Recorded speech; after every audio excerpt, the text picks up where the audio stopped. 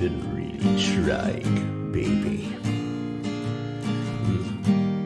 Trying to hold back this feeling for so long. And if you feel like I feel, baby, well, come on, give me everything. Yes, let's get it on. I am the Senate, and I am all of the Sith. You will get unlimited power when you get it on with me. He's the guy Bombad.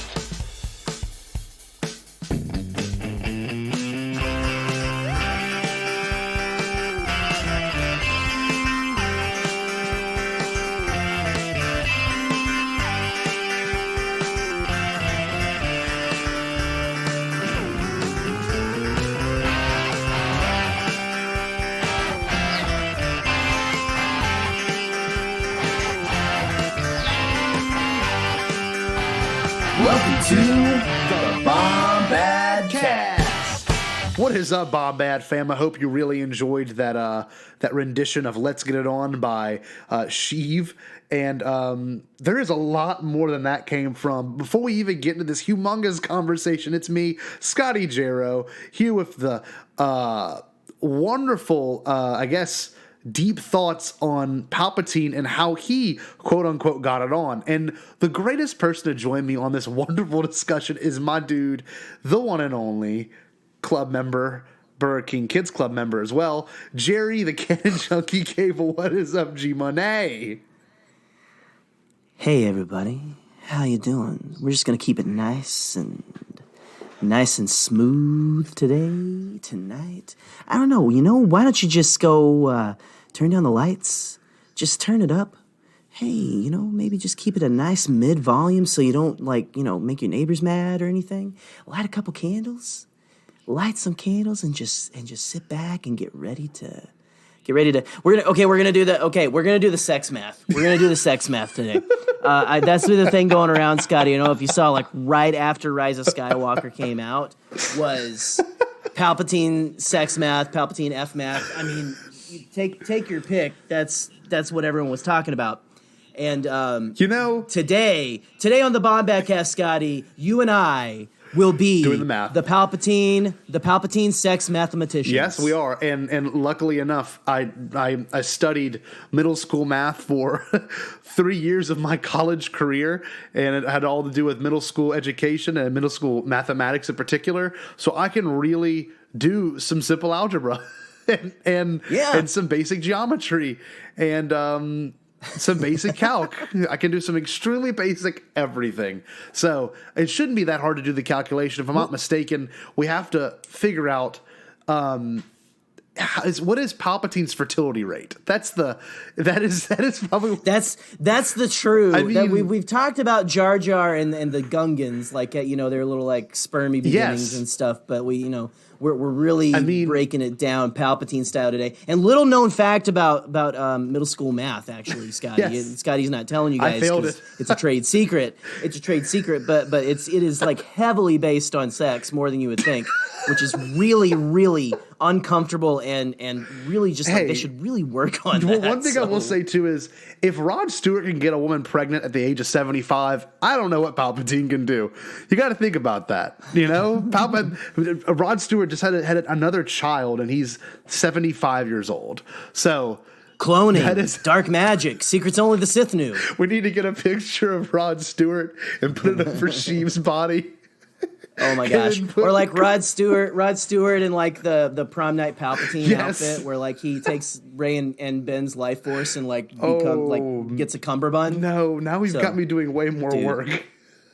Dude, let's do it. Hey, we can't do anything. There's no legal images or anything. We gotta wait for that home release. Yes, baby. We do. Wait for the home release, but to get that prom night Palps. What? Never mind. I was gonna say what great foreplay though. Waiting for it. I'm just, guys, wait. this is the episode. Well, hold on. This is the episode. I gotta bring it up. Go. What do you got? What do you got to bring up? You got to think about it. When it was first revealed that Rey was indeed the offspring of Emperor Palpatine, there was so much that like went through my head. And let's be honest, before we even get into the episode itself, that was actually the first thing that actually blew into my mind. I went, huh. So he had to like find someone to mate with. I mean, like that is definitely canonical now. And like I'm sure, or did he? Or did I he? mean, we'll get into it later. We will. We're gonna dissect it. But what do you say, Scotty? What do you say? I just find it kind of funny to think that, but like I think we joked about it on our episode with Eric, how he had to have like at like some bedside talk. You know, he'd be like, "Oh, can you pass me the water?" Like whatever Palpatine would say. I mean, great. He doesn't have great pillow talk. No, he doesn't. As Exactly. the kids call it. So yeah, like he's so. Did you want some cranberry juice? Was I as good as I thought I was? This is getting into uncomfortable territory. Well, I think that's the point of this. This is the line we walk, guys. This is the line we walk for all of you. So I'm risking our jobs, you know? Yeah, our fake jobs. Anyway. But 100% our reputations. We're 100% betting our reputations on this episode. Totally. So. Hey, well, maybe we'll put a poll out there. Scotty and Jerry, canceled? Canceled? No, maybe? Keep them? I don't know. So we're kind of going back to a little bit of an old trope we usually do here in the Bombadcast. We kind of just wanted to bring up what the whole episode's theme was about. Now we're going to go into a little bit of the news. So, Jerry, we actually have a good bit in the news currently. What's one of the first things we got going on, man?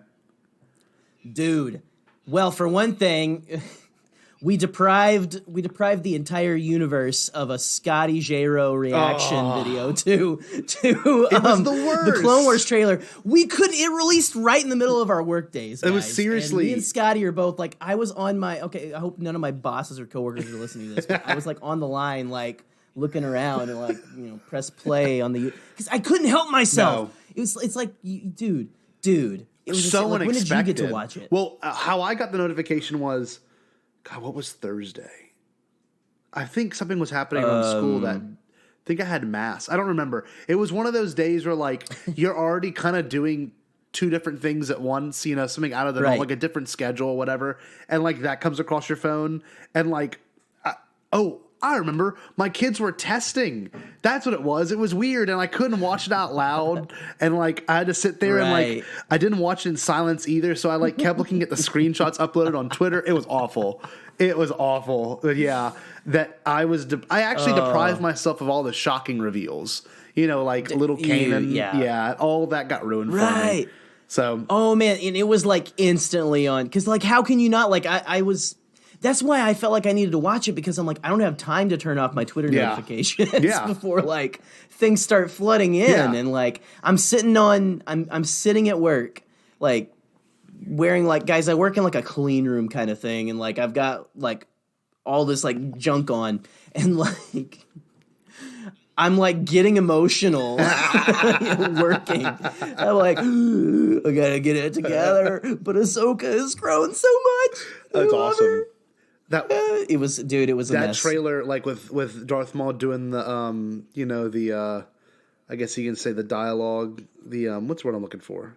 Come on. Do the narration. The narration, yeah. Right? He's doing the whole narration of it, and like the shots they're showing us. It was so killer. It showed us some good Bad Batch stuff, which we actually saw a lot of that Celebration, and I forget a lot of people didn't see that footage. We saw a lot of stuff exclusive there as well.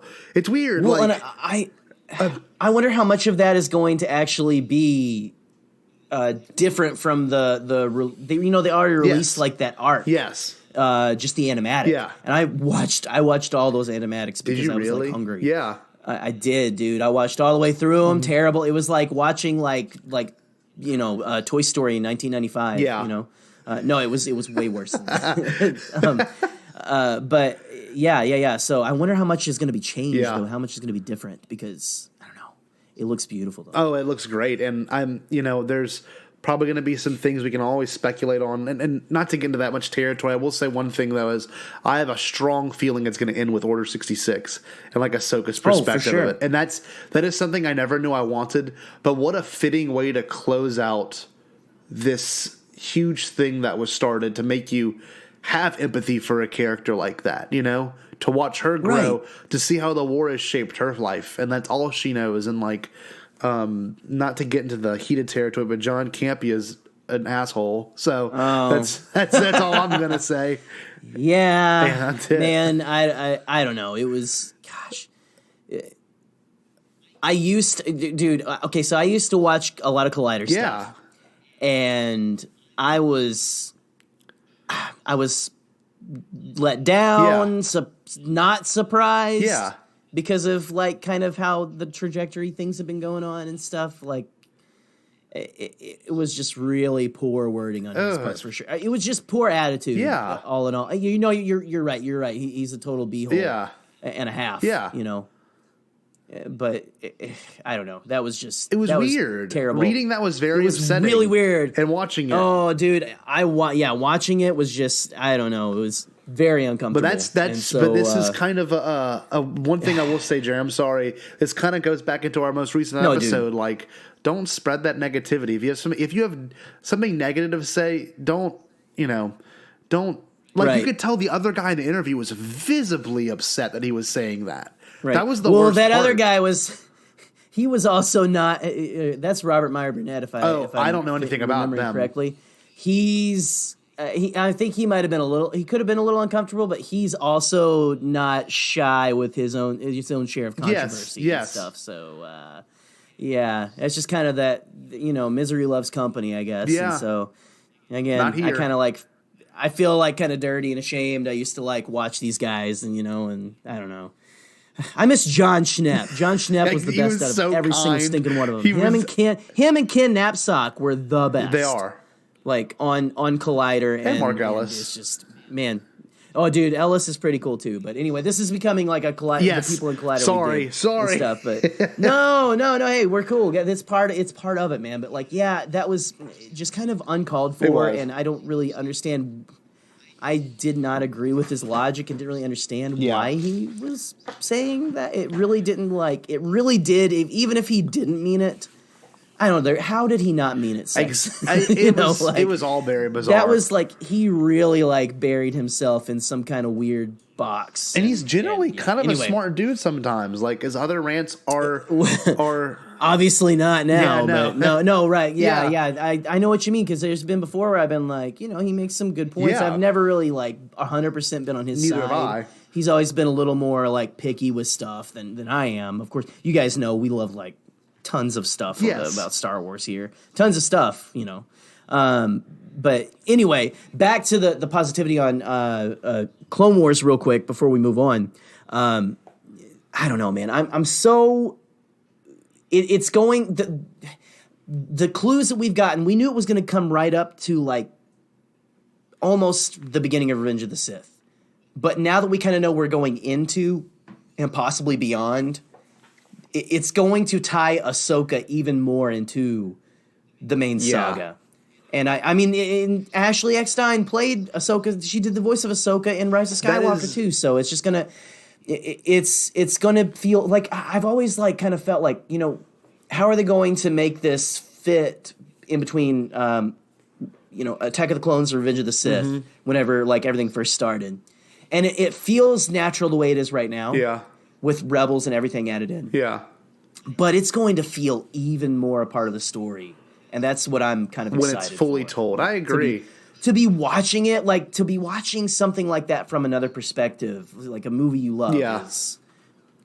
I don't know. I always kind of dig that. I know some people aren't really for that. It's a little Forrest Gumpy maybe, but hey, who doesn't love Forrest Gump? Well, one thing I always enjoyed, and Eric and I have talked about this several times, is that theme of watching something from a different perspective. Like I don't know if you've seen Reservoir Dogs, but one of my favorite things of the whole movie is that the FBI agent was I hope I'm not spoiling it for anyone that likes Tarantino or has not had the opportunity to see the movie, but the FBI agent's part of the crew the entire time, and it's one of those like spoilers. You're like, oh, wait a minute. And he ends up getting shot, and like he confesses that he was an undercover cop the whole time, you know, and like it's one of those things like we watch the whole movie from that perspective, like, oh, now it makes sense he's going against them. And the same exact thing happens with I don't know, this is kind of a weird one, but like, let's say you have a house party and someone's got different photos than you do at your own house party. And you can see those photos and let's say at this point where you're hanging out with someone else, they're in your kitchen taking pictures of them doing whatever. You know what I mean? Like that's one of those things, and you can kind of put it all together at the end, like the Hangover movies, you know? But like, that's always really exciting. But speaking of piecing things together, it's kind of a weird transition, but this Kenobi production delay that had everyone freaking out.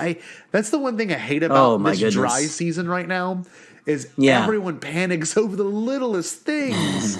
Like the littlest things. Well, and I mean, it's also it's the dry spell, but it's like right after a movie that was unfortunately just as divisive as Star Wars movies. Who cares? I don't. You know, I guess all Star Wars movies are divisive, but just kind of like coming on the heels of all of this. Not controversy, but just kind of like discourse and stuff. You know, I don't know. I even, whenever I first saw it, before I like knew, I didn't like go in and like retweet or anything because I didn't know what was going on. But I did, Scotty, have the thought right off the bat, like, oh man, if that's true, if this is actually 100% real, then there's something up. Yeah. There's something up at Lucasfilm. Because the first one was, it was like they're like really bad pushing it delayed back, like rewriting. Yeah. But then we came back. We had like I'm trying to remember who exactly had the scoop at first. Was it John and Star Wars Newsnet or I don't remember, to be honest with you. Who was it? John or Jason Jason Ward over there. Anyway, well, someone came back out and was like, no. Like, I think Ewan was trying to do like, interviews and stuff too. So, I don't know, man. It was just a giant kerfuffle. Well, huge for like a couple of days. I want to ask you with this too, with the delay happening and especially in regards to Celebration, are you concerned that we might not get footage now, or do you think we'll get at least? I think we'll get a panel at least 100% with you in there. It'd be the smartest. I think we'll get a panel. You know, they have. When is it slated to release? If I'm not mistaken, they had planned on having a 2021 release. I don't know what date or like month spring exactly. Spring or summer, maybe. Maybe, but that sounds about right. You got to think August of 2020 is, God, what's January? Dude, it's coming up quick. Yeah, 7 months away. You know what I mean? Like, literally, it's 7 months away from today. Actually, we're recording on the 28th. For anyone who wants to break the third wall, we are recording on the 28th, so it is 7 months away from today. Essentially, it would be that Friday of Celebration. Wow. That's crazy. Holy cow! That's so crazy. So yeah, wow, coming up quick, guys. Yeah, we're closer. Wow, that's insane. Actually, never mind. Okay, so go back to your regular scheduled programming. But yeah, well, I gotta be honest. I don't think I was even really expecting any. Like maybe a panel about Kenobi, but I don't know if I was expecting footage. Yeah, I mean maybe a little something. I could see them having like a little test reel or something, him coming or like out something. Yeah, like kind of maybe one of those things where like it's BTS, like at least stills. Yeah, I don't know. Maybe they I don't know. Maybe they'll have a trailer. Or something. Yeah, I don't know. We got to see because he said it's delayed, but it's still on schedule. Yes, which is an interesting statement. The production is slightly delayed. Yeah, it's. And again, these kind of things are things that we all like to pretend that we understand. Yes. But those of us who don't live in Hollywood and who are not in the industry do not really grasp any of this. I mean, we might have a slight, but you know what I mean? One thing I will say is Eric, who's on the show, he's got a general idea about how a lot of these things work. He did graduate in film school, and he does operate under a company that does a lot of film production and stuff, and he works at a studio type facility. But with that being said, he tells me the turnaround on TV is like insane. And if anything that proves that, y'all can look at the most recent. They did a lot of BTS photo drops of The Mandalorian, and like the stages they did for that. Did you look at those, Jerry? Oh my God! Yeah, all all of that was like filmed indoors, which blew my mind because I knew he had done that with Jungle Book. Yes. and stuff. And I knew he probably did it on this too, but it just looked so Small. mundane Yeah. outside. Yes. Like, Yes. and I knew, like, Jason had gotten a lot of, like, pictures. Yes. Jason Ward over at Making Star Wars. Yeah. Was, like, hiding out, like, taking pictures of them, like, shooting on a Yeah. soundstage kind of a little outdoors. But there was a lot of this that was filmed indoors, and it does not show. No, and like the coolest thing is that mind-blowing. the realistic lighting apparently is the hardest thing to achieve, and like for them to have it like rendered like real-time graphics, like when you play a video game for the I guess the environment he walks around to render in real time. That's like mind-blowing, not only to someone who wants to be involved with production, but in general. And to think, dude, brings up a good point. That turnaround rate for TV, especially The Mandalorian, probably very quickly. I think they must film an episode, edit it, and while they're editing that initial episode, they're already filming the next episode. And so, like, you got to think when you make a film, they got pre-production, you got production, you got post-production. In the longest time is generally post-production because you're editing the whole movie and you're getting all the CG rendered. But, like, I'd imagine for the Mando and even for Kenobi, it's going to be a fairly fast process. You know what I mean? So you might be right. We might be getting, like, a full-on trailer because of the quickness of television post and pre-production. And this has been in the works for 4 years.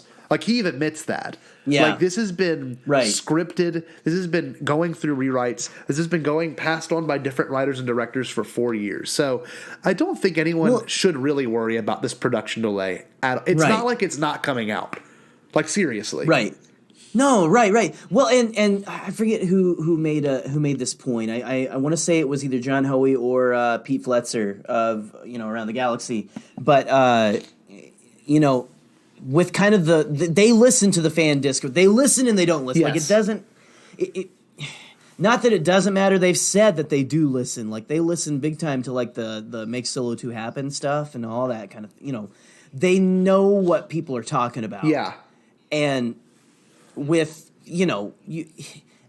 if you have people like kind of like unhappy with what you've been doing, maybe like even not that you're trying to please like the naysayers or something, but what's the problem with them wanting to take their time and make sure, especially the Kenobi thing, the Kenobi series is as perfect or as good as it can be. Exactly. They want to make sure it's a quality product that they can please the most people as possible. Again, not trying to like just mass produce something that pleases everyone. No, because that's impossible. And we are notoriously picky as Star Wars fans. One thing I will say is hopefully this is the last. This sounds really bad. Besides the Cassian Andor thing, which is actually a new character, so it's not that bad. But hopefully this is a new era character. This is hopefully the last Disney touch and go. Right. Thing to the prequels, or not even the prequels, the last like attempt to appease old fans. Does that make any sense? Right. And like, let's get on with the new. Let's get on with the phases of Star Wars. Essentially, what we're going to talk about next. Absolutely. Right. Yeah, I was about to say, like what a little thing called Project Luminous. Ooh. Possibly. Ooh, this is funny. What do we got? The big January announcement. Scotty? What happened? The big January announcement is an announcement for the next announcement. I mean, but that's so fitting for the time we live in the time of trailers for trailers. Like it's this is the short form like media like era we live in and stuff. And I'm sounding really old right now, but no. like. It was so like literally right as I got back home to come downstairs and record, guys. I like got a tweet notification. Lacey Gillerin of the Resistance Broadcast, shout out to Lacey, had retweeted a tweet, and it was 2 tweets, and they were like something about Project Luminous Countdown, and I was like, what? Yeah. What the heck is going on? I click into that, and she had retweeted a tweet from, retweeted a tweet. I'm like making a, how much wood could a woodchuck chuck if a woodchuck could chuck wood? From the one and only Clayton Sandell of ABC News, Mr. ABC News Star Wars over there. and he released like a promo image. And what was the date, Scott? It was 2/24/20. He said the countdown is on. Star Wars. All right. But the way he phrased it's kind of cool. He put Star Wars Project Illuminous, which is like kind of how they do the Star Wars movies, Episode 1, the Phantom Menace. You know what I mean? So like, dude, I'm kind of getting jazzed Me too. because, like, again, we talked about last week or on our live stream or something about Shadows of the Empire. Oh yeah, we did. How that was like a multimedia project that they did and stuff, and this seems like it's going to be that on a grander scale. That'd be great, man. And like even like tying more into the films and stuff than that did. Yeah. And I love that. man, I think that's like, what we need. The next couple of years up until the next film, if it's all tied in, is going to blow our minds. Well, Scott. I'm going to keep going real quick. It's by Clayton Sandell, and he was the very first one to put it out. But if you look at the very bottom, the very, very, very bottom, like if you zoom into the picture, it says confidential and a confidential copyright and trademark 2019 Lucasfilm. So I like that it says confidential on there. Maybe he just had the allowance to do it. And in the middle of the photo is the Jedi symbol. So expect some news on the 24th of February. If I'm not mistaken, let me see. This might be kind of a funny coincidence. I believe that's going to be a Monday. Let's see, the 24th. It is a Monday. I believe it is. It's right before Ash Wednesday and Mardi Gras Fat Tuesday. So, very exciting. I was going to say, and my birthday, I believe, on that Friday on the 28th. Hint, hint, everybody out there. Birthday. There you go. Got a little bit of birthday coming up. There you go. Going to be dirty 33. And so, yeah. Send some of those heated back patches, that you like get at Walmart and you just like stick on yourself like a sticker. Yeah. I think I'm gonna need some of those. That's excellent. But yeah, no, pretty exciting. We still don't know that much about it unless all the leaks have been true and it's about the movie and the book and the comic and the video game, all this tie-in material that'll be releasing. But it's cool that I think it's gonna be a type of press conference because it just says Project Luminous, and then Michelle Buckman, I don't know how to say her last name. If I'm not mistaken, she's the social media. She runs Star Wars social media, and she said, "See you there." So it's got to be a press conference, which is really exciting. Like it's not just. Oh man, what if it's going to be like another like kind of a live event? Oh, that'd be great. Star Wars YouTube channel, dude. That would be great. Best birthday week, dude. Ever. That would be solid for real. And legit. Dude, I'll be off work that week. Oh, this is going to be perfect. I forget. Mardi Gras week. That's amazing. That's the best thing about being from Louisiana. Wait, so you get Mardi Gras week off? Dude, we get Mardi Gras and then Easter, 6 weeks later. Scott. Yeah, what's Lent's done? Hold on. I'm packing up all my crap from up here in Michigan. We're coming down. I'm going to work at the school with you. It's considered a state holiday. I'm going to be like your hype man. I'm be like your school hype man, dude. Okay, so mark your calendars, everybody. Yes. February 24th, February 28th, 2020. Jerry the Cannon Junkie's birthday. His birthday. No, please, no applause. Just throw money. And also don't forget that on Monday we're gonna have something from Project Luminous. Yes. And Star Wars. The future of Star Wars. No big thing. I only care about the future of me. NBD father brother. Did you see that Hulk Hogan meme? Did I send that to you? It was like I don't know. It was a meme. And it was like I keep having nightmares about Darth Hogan, and then he's like, therapist is like, oh well, don't think about it, and it'll go away. And then it said like the next one was like, I'll be your no, I am your father, brother. And I'm like, that's amazing. I think I saw that somewhere. I don't know if you sent that exactly to me, but like that is that's I'll be awesome. Speaking of father brothers. Gotta love some Hulk Hogan. Yeah. But anyway, speaking, you know what?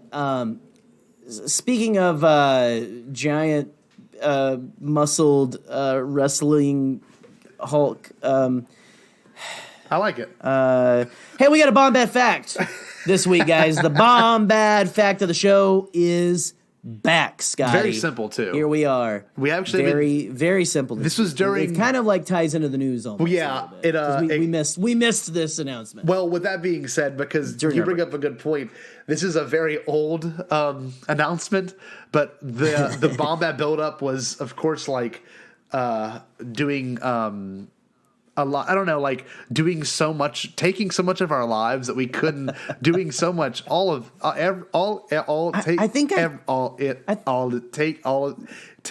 time. Right. Yeah, exactly. I think I might have retweeted it on the Bombadcast page. Yeah. But so the Bombad fact of the show, and maybe we'll get a sound effect someday, guys. I don't know. Who cares?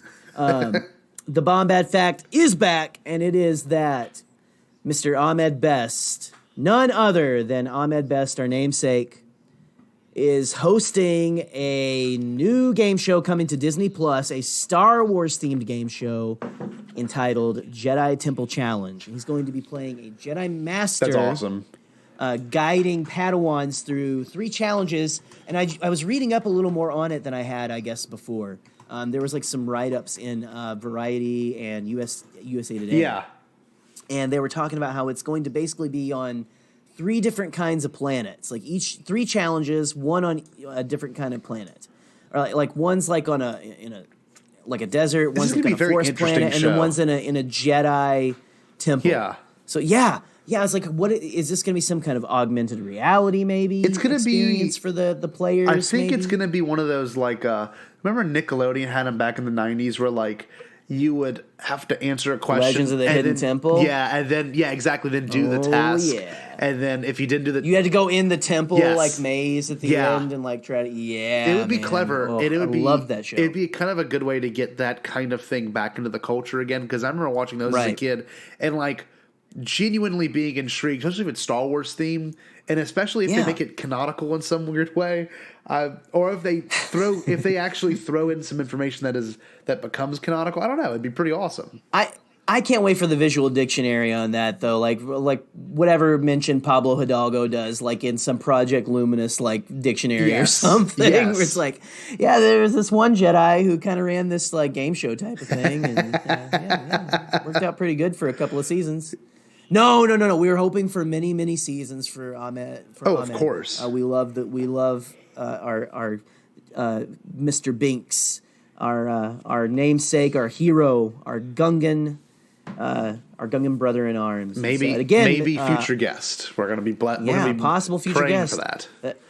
Thank you to some of you guys who have like tweeted that out there. I know, like, man, Star Wars Sessions is going to be like booking them on. So that congratulations looked awesome. to you guys.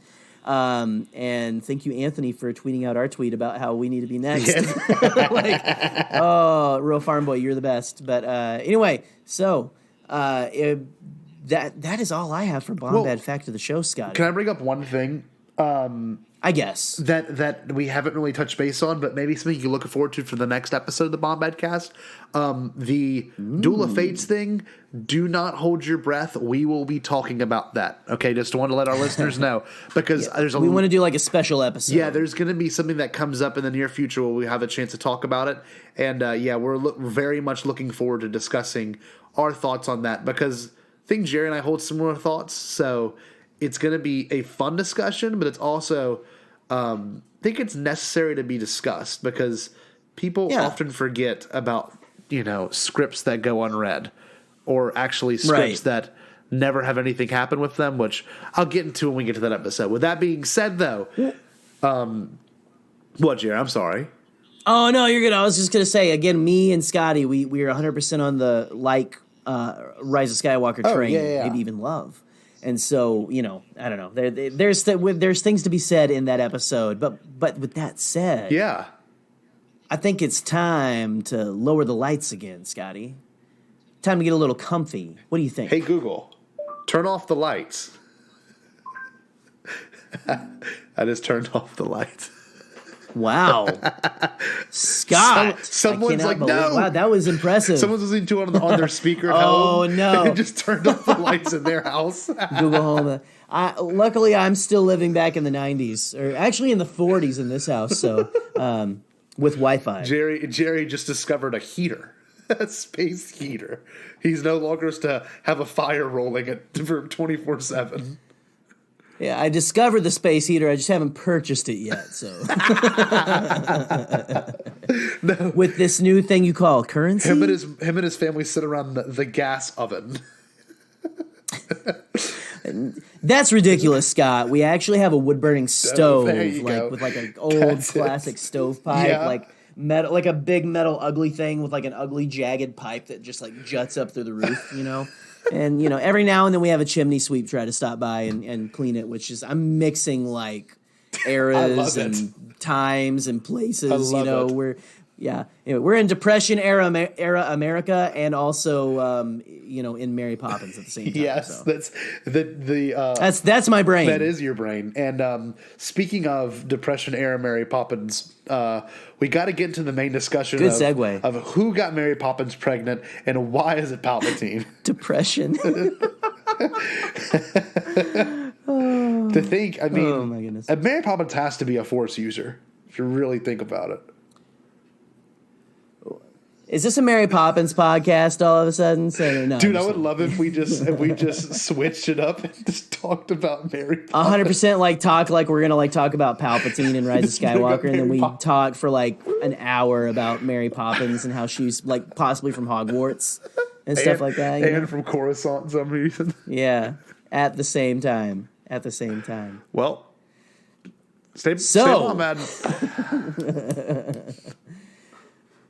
All right, so here we are, guys. We are here to do the insurmountable task of Palpatine Sex Math, whatever the heck that is. A killer band name, if you ask me. It is a killer band name. If you garage rock guys are out there, looking for your next new... If you're like the Andy Dwyer of your garage rock scene and your band keeps changing their name...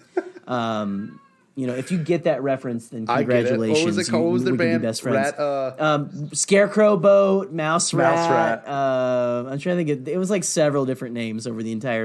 Go watch Parks and Rec. Amazing show. Anyway, but we're going to be doing the Palpatine Sex Math tonight, and just talking about Palpatine in Rise of Skywalker, and let's just go ahead and dive right into the nitty gritty, Scotty. We're going to talk about. A little bit of Palpatine's Coruscant air taxi confessions and kind of like what do we think, like what's the nuts and bolts? No, sorry. Oh, whoa, sorry. What are the convors and whatever the bees from that Thrawn novel. Are that like covered Darth Vader in some kind of weird bee concrete and stuff. Forget about the convor, which is the little owl. Give me a second. I'm trying to do Star Wars equivalent to birds and the bees. So, okay, it's Thrawn, what is going on? Allegiance, alliance, Thrawn alliances. I think concrete bees.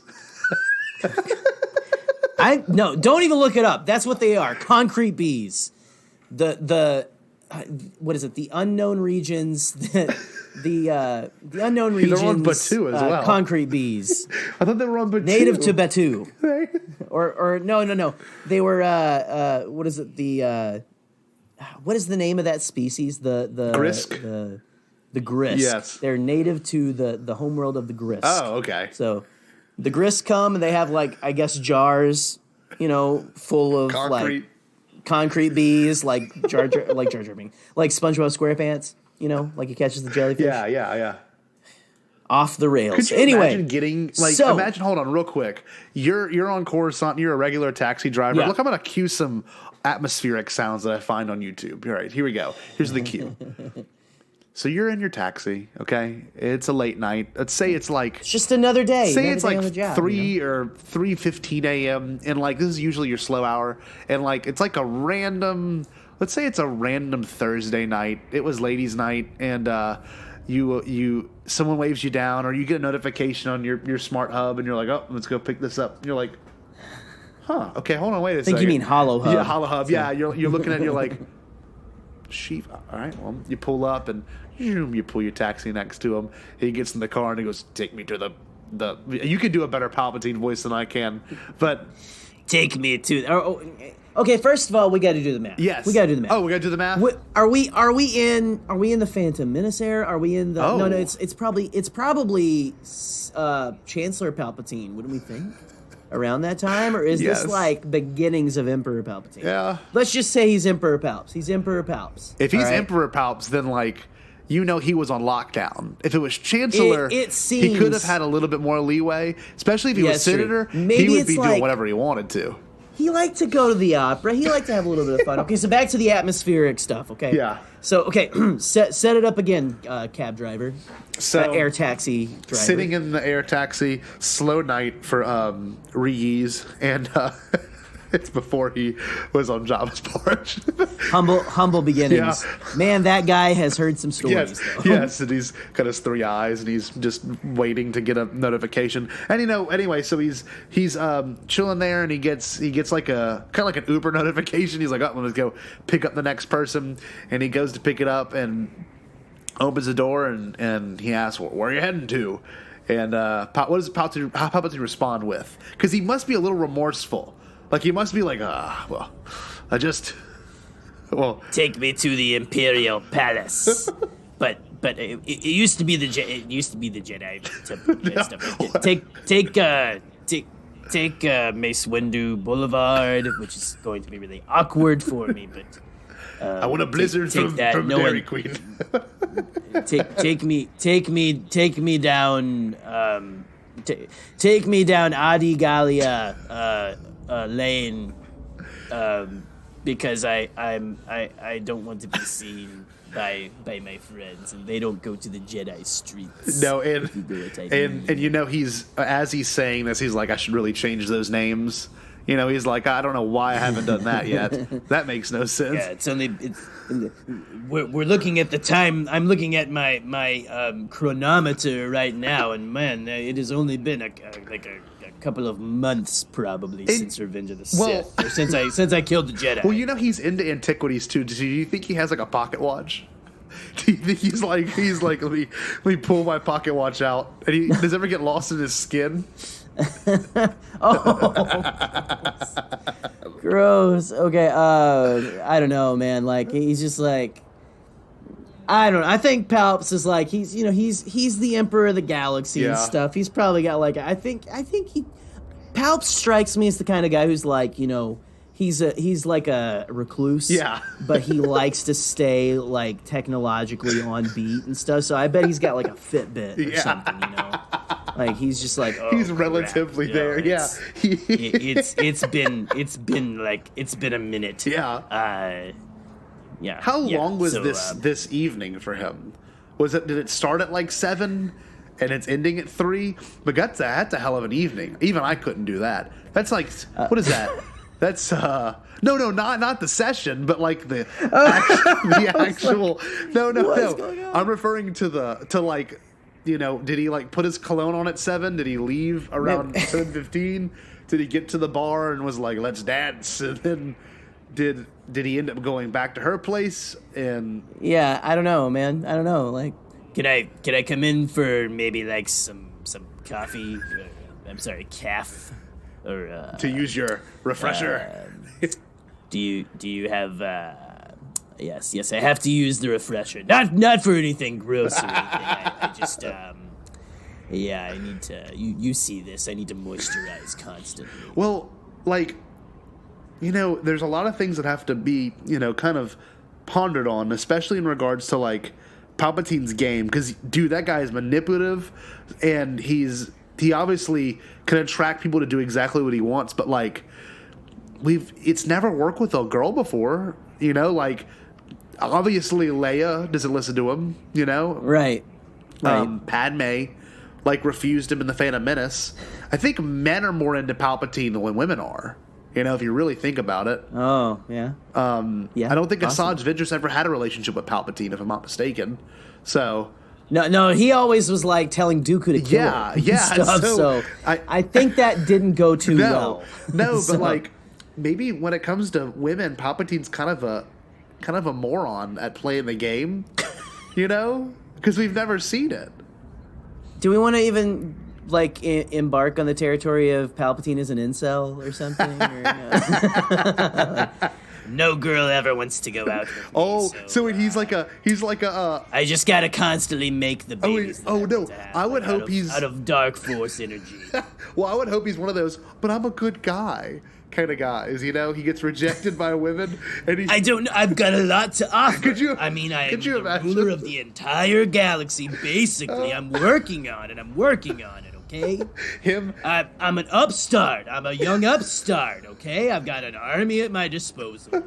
I think I'm a pretty hip dancer. I can do the thing with the arms and the what is that? The dab? Is that what that's called? Him and Masamita. I don't know. Imagine all the phone Oh my calls. gosh. Masamita had to sit through. Masamita has to be like his wingman. Yes. Like all the time. Oh. It's like, have you met my master?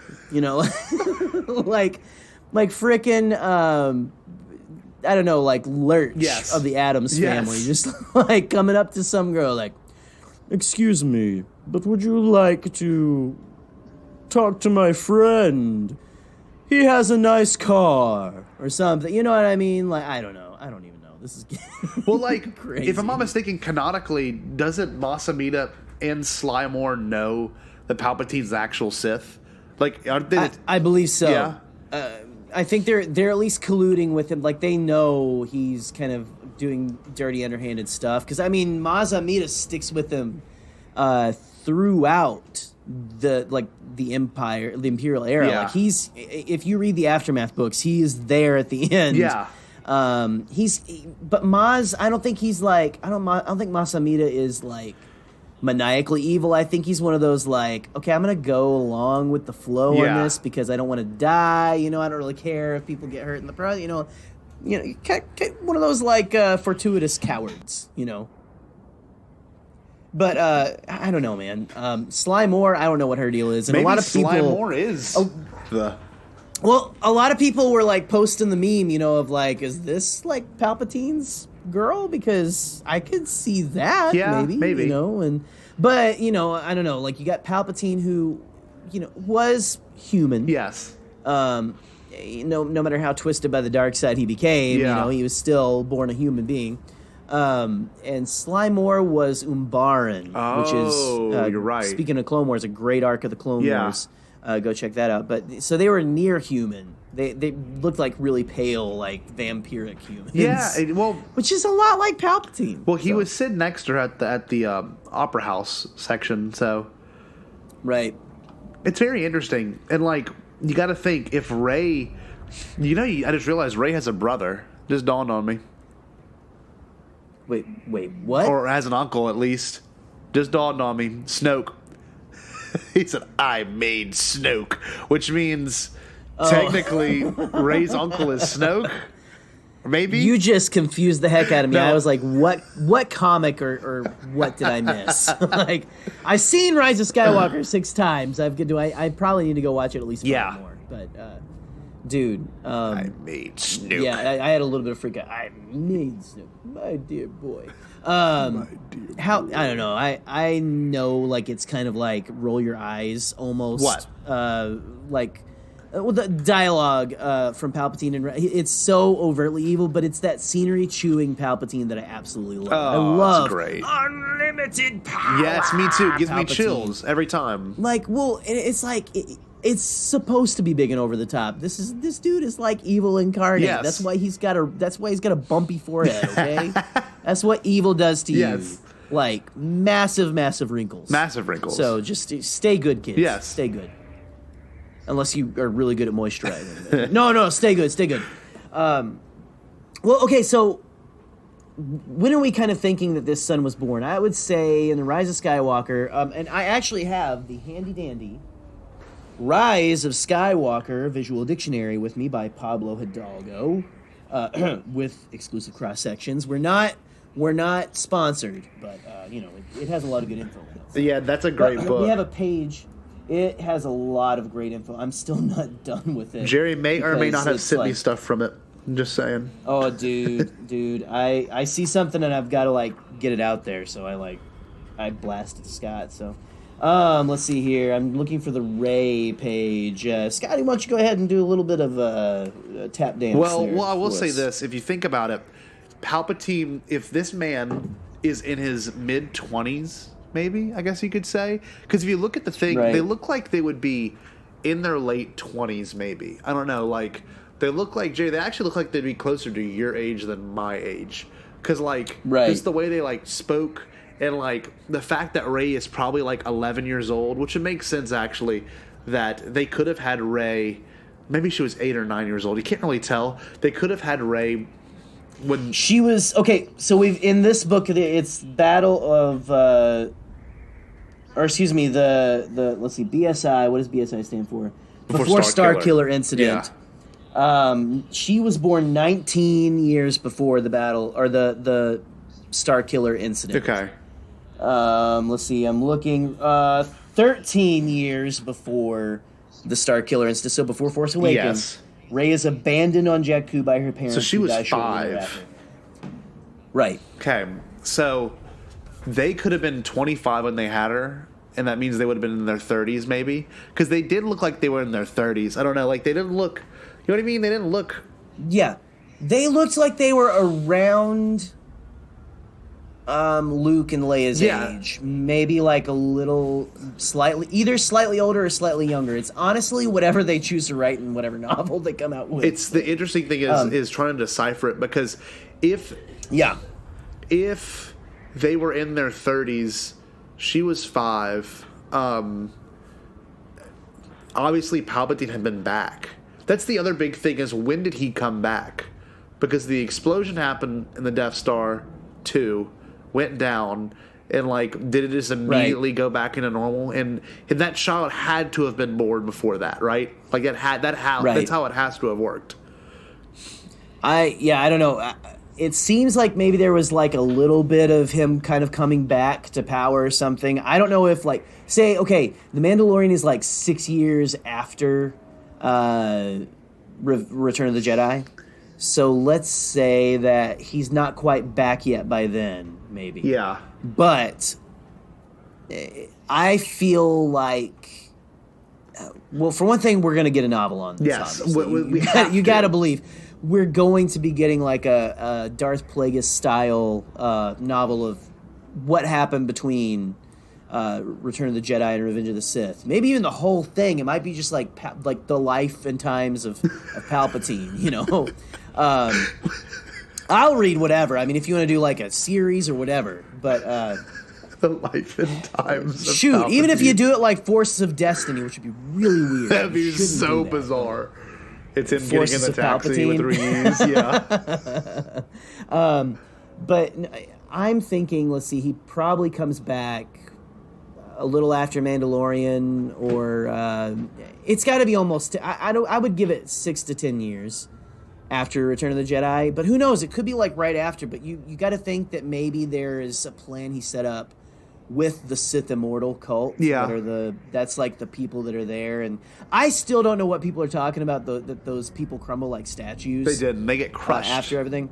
They get crushed by statues that that's crumble what I that saw. look like people too, but I still haven't seen like Them becoming dust. people. And every time I've seen it, I try to watch those people Yeah. and watch them crumble. But I just see like I see stuff fall on them. poor misguided husks of people, if they whatever they are, Yeah. being crushed by rock. That's a whole nother. We can get into that in a little bit too, but I think the Sith Immortal cult. It's kind of like we've got in canon all these instances of what is the group in at the Aftermath series that is like going after Sith artifacts, like Darth Vader's, the Acolytes of the Beyond. Yeah. Right.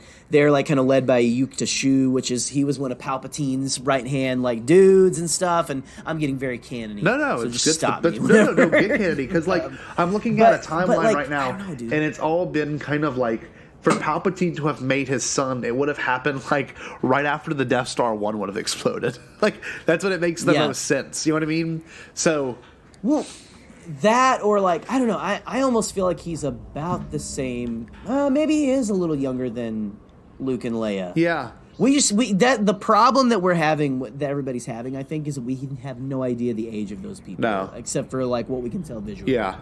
And they look like they're in their 30s. Yeah. So again, you were saying like right around Death Star. Yeah. 1? Death Star 1. Really? So they are that much younger than Luke and Leia. I did not know they were that young. I mean, think about it. If they are, God, I don't know. It's a weird thing to have to theorize because when you really think about it, I mean, you got to know he's been horribly scarred. So that taxi cab, I mean, that woman, whoever it was that fell into his seductive ways. Let's get into that because was it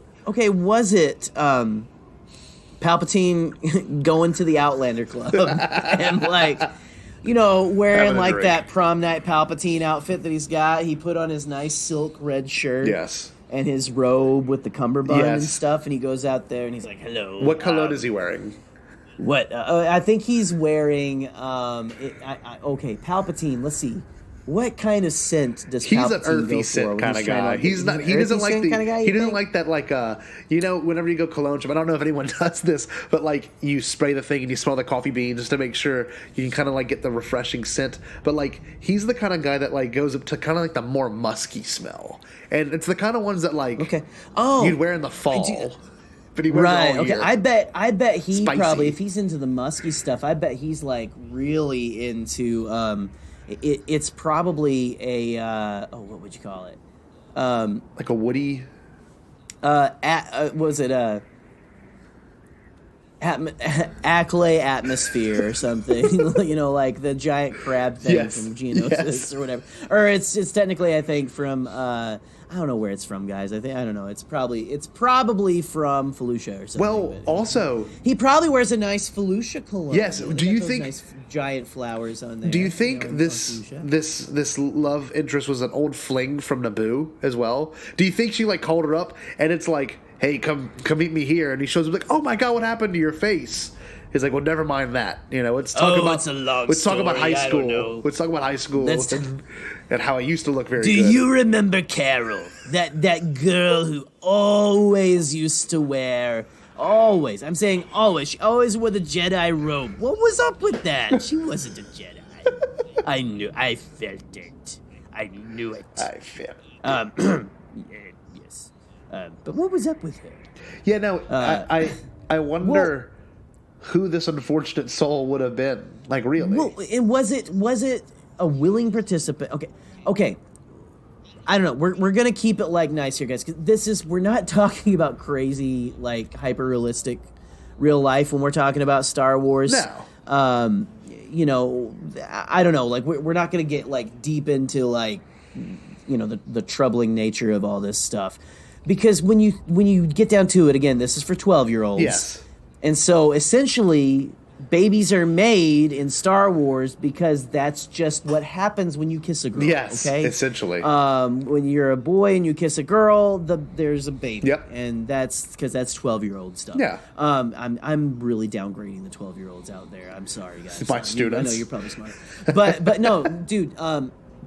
So when we're talking about Palpatine and how he has a son, I think about the nature of Palpatine as a planner, and like how he has contingency plan upon contingency plan upon contingency plan.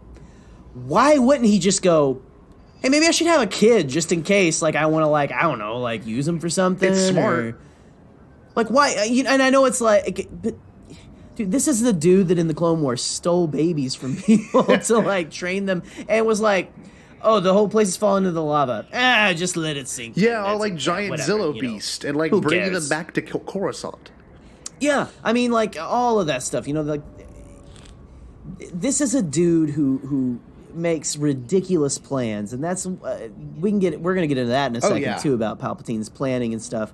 But was it someone who was like, Palpatine actually went out into the dating scene and like tried to make like a dating profile or whatever, and was like, I don't know, was it that? I kind of like don't.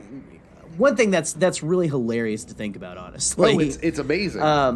It's funny, and it's one of the best things that I think J.J. Abrams could have given to us, to meme, and all that stuff. It's like the best meme that could have ever been created. So thank you for that. But I don't know, dude. Like, I kind of go towards the weird culty stuff, where like if it was like by traditional means, Yes. and we'll just leave it at that. Yeah. Then maybe it was like kind of like a someone volunteered as like a tribute or like a sacrifice. I mean, that's it's it's a very easy thing to have to contemplate, because that if he has that many devout followers, one of them will be willing to do that. So, for that son, and that gets even that kind of edges on like that dark, weird, like culty territory. Yeah. But I mean, you can kind of edge in on that with this space fantasy and it not be like, I don't know. It's, for one thing, this is a bad dude. Yes. Palpatine's a bad Evil. dude. So that's, it's unfortunate, but thankfully his son was able to get out, apparently, and marry someone and have a happy family for a little bit. Maybe he didn't even know he was the son of Palpatine. Maybe he was just there. Maybe not, yeah. Maybe the whole end game was Rey, and Palpatine could foresee Rey and her influence, but I don't know. This is where Palpatine makes his mistakes. Maybe, I don't know, this is where the Palpatine thing gets very interesting now, because we thought he made his last mistake on the Death Star 2, which I guess he didn't because he had more plans aligned out. But was Rey, his mistaking Rey for going evil, being the final mistake? Because he did foresee her killing him, but not in the means that he saw, which kind of parallels Anakin in the same way of Padme dying. He foresaw Padme dying, but he thought it was at the hands of herself, not by his own fault. You know what I mean? Which would be really kind of a beautiful way for the Force to tie back into that overall theme of you can't predict your own future no matter how hard you try. Because if you look back at, not to say it's weird, but Vader killing Palpatine still holds a lot of weight, because that line, bring back the balance, like as I did Rey, because I think Anakin really did bring back the balance in that moment, and he was Anakin in that moment, which is really kind of a cool confirmation we got, really of that. And then for Rey to kill him now, it's not in the same vein. It wasn't like, lifting up and throwing him. It was literally using his power against him, which I don't think he has ever had that encounter before, except for when Mace did that to him. So, kind of, I don't know, it's kind of these weird thematic parallels. This is some Bombad build-up level kind of thought right here. Really it is. And for real. Like you said, he's a chronic planner.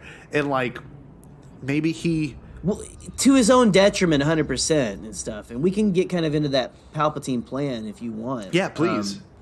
And one thing, too, I kind of thought, you're talking about, you just reminded me, I forgot to put it in our notes, but I wanted to maybe revisit those prophecies we were looking at with Palpatine and them. The Chosen One prophecy and all that from Master and Apprentice. Yeah. Okay. Let's see... Okay, here we go. Here's the Chosen One prophecy. All right.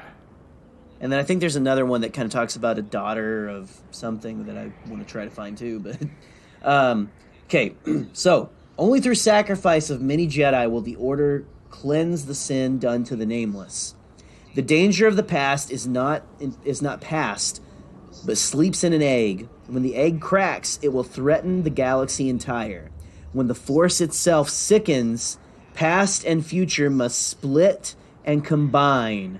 A chosen one shall come, born of no father, and through him will ultimate balance in the Force be restored. I don't know. Interesting. It is still interesting. Then there's also he who learns to conquer death will through his greatest student live again, which was the other one I kind of liked. That one's really cool. On. That one's interesting. When the righteous lose the light, evil once dead shall return. Hey. There's one. When the Kyber that is not Kyber... No, not that one. Here we go. She who will be born to darkness will give birth to darkness. Who? That's an interesting one. I don't know. That could be Leia. Or that could be Leia. That would make sense. To darkness. Yeah, that would be amazing. But you've got the past and future must split and combine, with Kylo being the son of the past and stuff, and Rey essentially, still being tied to that past. Yes. But splitting and combining. I don't know. I'm kind of like I'm spiraling now. We are getting into Bombad build-up territory. No, now. but that's okay because like the cool thing about this is you have to think about this now. If you really wanted to really take a step back, because you gotta think we're gonna look at the sequel trilogy a whole different way. That the Palpatines and the Skywalkers, even in this trilogy, have always been at odds, and they come together in the end to conquer the true evil that is that Palpatine lineage, then take on the Skywalker name. I know that's kind of a big mouthful of how you can analyze this sequel trilogy, but it's Palpatine not only being destroyed physically, but his name is now dead too. Hopefully, you know. Completely cutting it off, right? Unless he's got like a bunch of different, like I don't know, because he could have. Again, we got the cloning, Secrets of the Sith, whatever. This son may not have been born of natural causes, you know, but still, we don't know what else might be out there for sure. No, so, and I don't know. We got to see. If I'm not mistaken, didn't Palpatine? I kind of think it's done though. From the Plagueis novel, didn't he kill his own parents too? Isn't that part of it? Yeah, he like killed his entire family. I think he had siblings as well. Yeah, it was a pretty brutal scene. Yeah, so. yeah. But I don't know. I don't know when I don't know. We were kind of talking about the plan of. Excuse me, Palpatine a little bit ago, and so we've got who knows what the options are on how he had his son. Yeah, I think the reason he has it is because he's a big planner. Yes, you know, he's got the contingency upon contingency. Whatever advantage I can possibly have, I'm gonna have like even 5 different like things going. Yeah. So if this one doesn't work out, if 3 of them don't work out, I can take like 2 more exits, you know? Yeah, Snoke and everything, too. Well, and, like, he plays jazz. Like, you know, I love how Ken Knapsack talks about him. That's awesome. What is it? You know, in Phantom Menace with, you know, like you were talking about, like, Padme can't, like, she's not going to stick around there and do what he says, you know? She's like, no, I'm going to go back and fight. And he's like, oh, no, wait, like, that's genuine. I feel like that's 100% genuine. And then he like, okay, no, I can work with this. Yes. Which is exactly, I know a lot of people are kind of saying, what is Palpatine's plan? Well, let us break it down for you right now. Yes. I would gladly do that. It's kind of what he does. It's kind of what he does in Rise of Skywalker, Sky. But he does it in every other one as well, if you really think about it. Like, it's not, this is not a new thing for him to have to come up on the spot with new things. Like, if I'm not mistaken, Yoda really kind of threw a loop through his plans too in Revenge of the Sith when he showed up. Right. And then, of course, when Anakin got... I hope so, because that whole exchange between them, the Master Yoda, you survived, is like my favorite. Yeah. Well, that, and then, of course, whenever he finds Anakin destroyed on the beach, like, that was not a part of his plan. Like, I think Padme's death was a part of the plan in its own weird way, but, like... Not in the sense of how he got it, kind of. So that's always been an interesting thing to contemplate. But his plan always changes. And, like, the first plan was to find Rey and kill her, right? You know? Right. And then you can... Like, she's a threat to power. Yeah. And, okay, I've got this son of my greatest apprentice here now. Yes.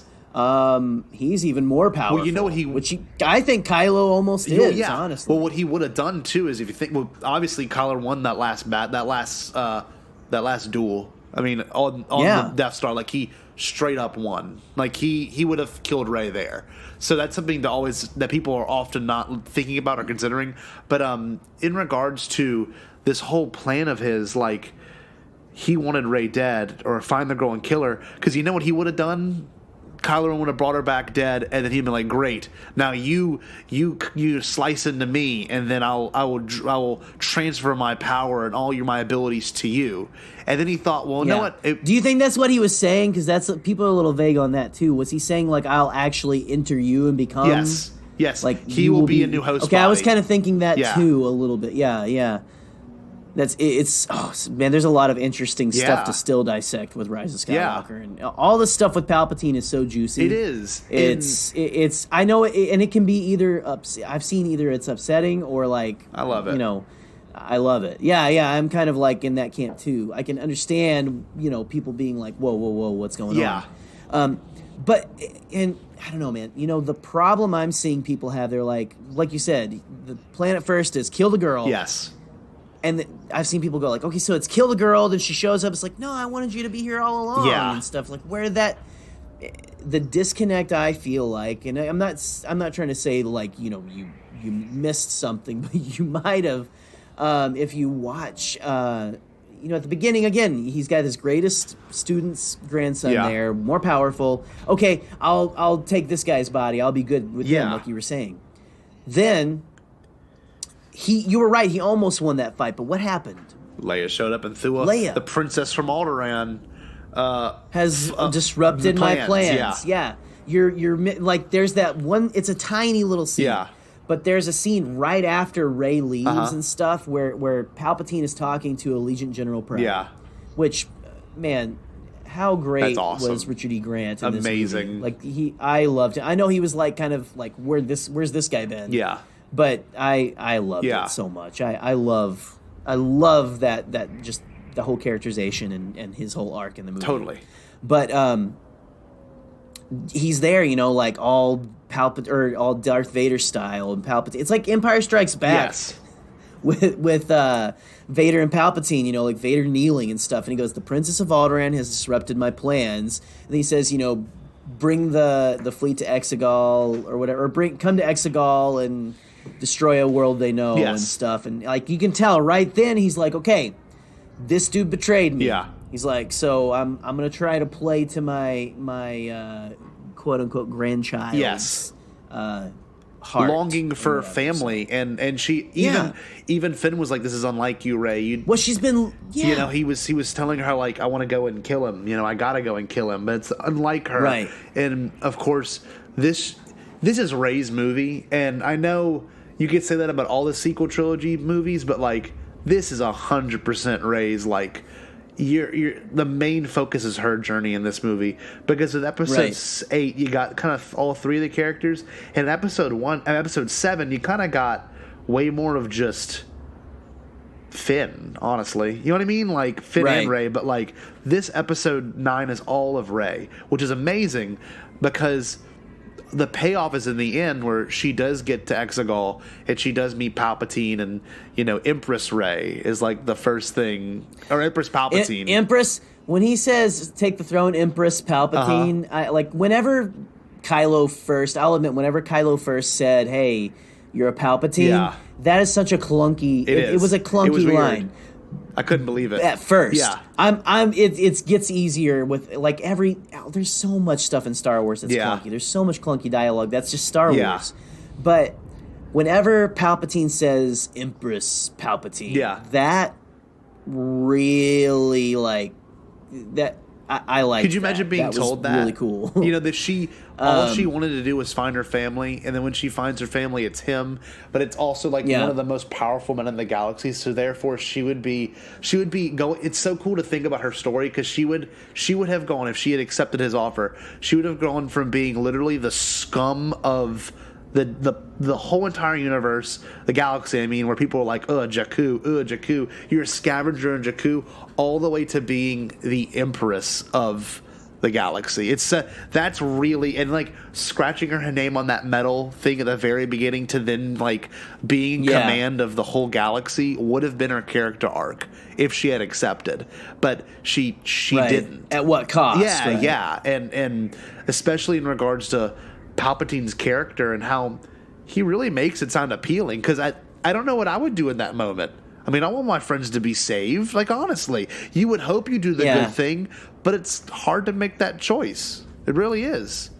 I don't know, man. I don't trust a guy who doesn't have all his fingers and is like hooked up to a giant claw arm. Okay, something fishy's going on there. Something fishy's going on with that dude. Yeah, a little bit, maybe. He smells of death.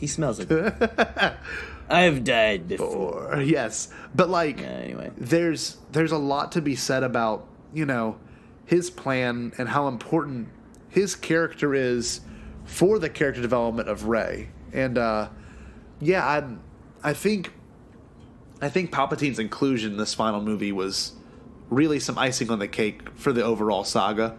And like, regardless of what his plan was, we know that like, I don't know, he didn't expect to encounter a dyad in the Force, which was one thing I thought was really cool. So he really wanted to jump bodies, like you said, in his fragile age. Right. But once he figured out that he could, what did he say?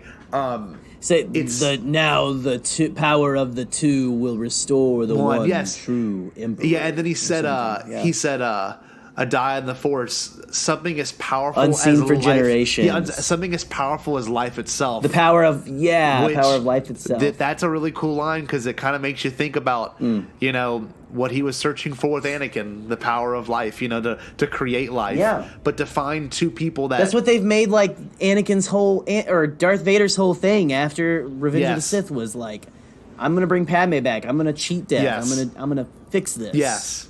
And so this dyad happened to choose a Skywalker and a Palpatine who were, not born at the same time, but are the same strength in the Force, which is very much obvious. Bound together. Yeah. Yeah. Well, and okay, I know a lot of people, and again, if you take offense at Rey being a Palpatine because of some of the things it might say to you, that's 100% valid. That's okay. Yes.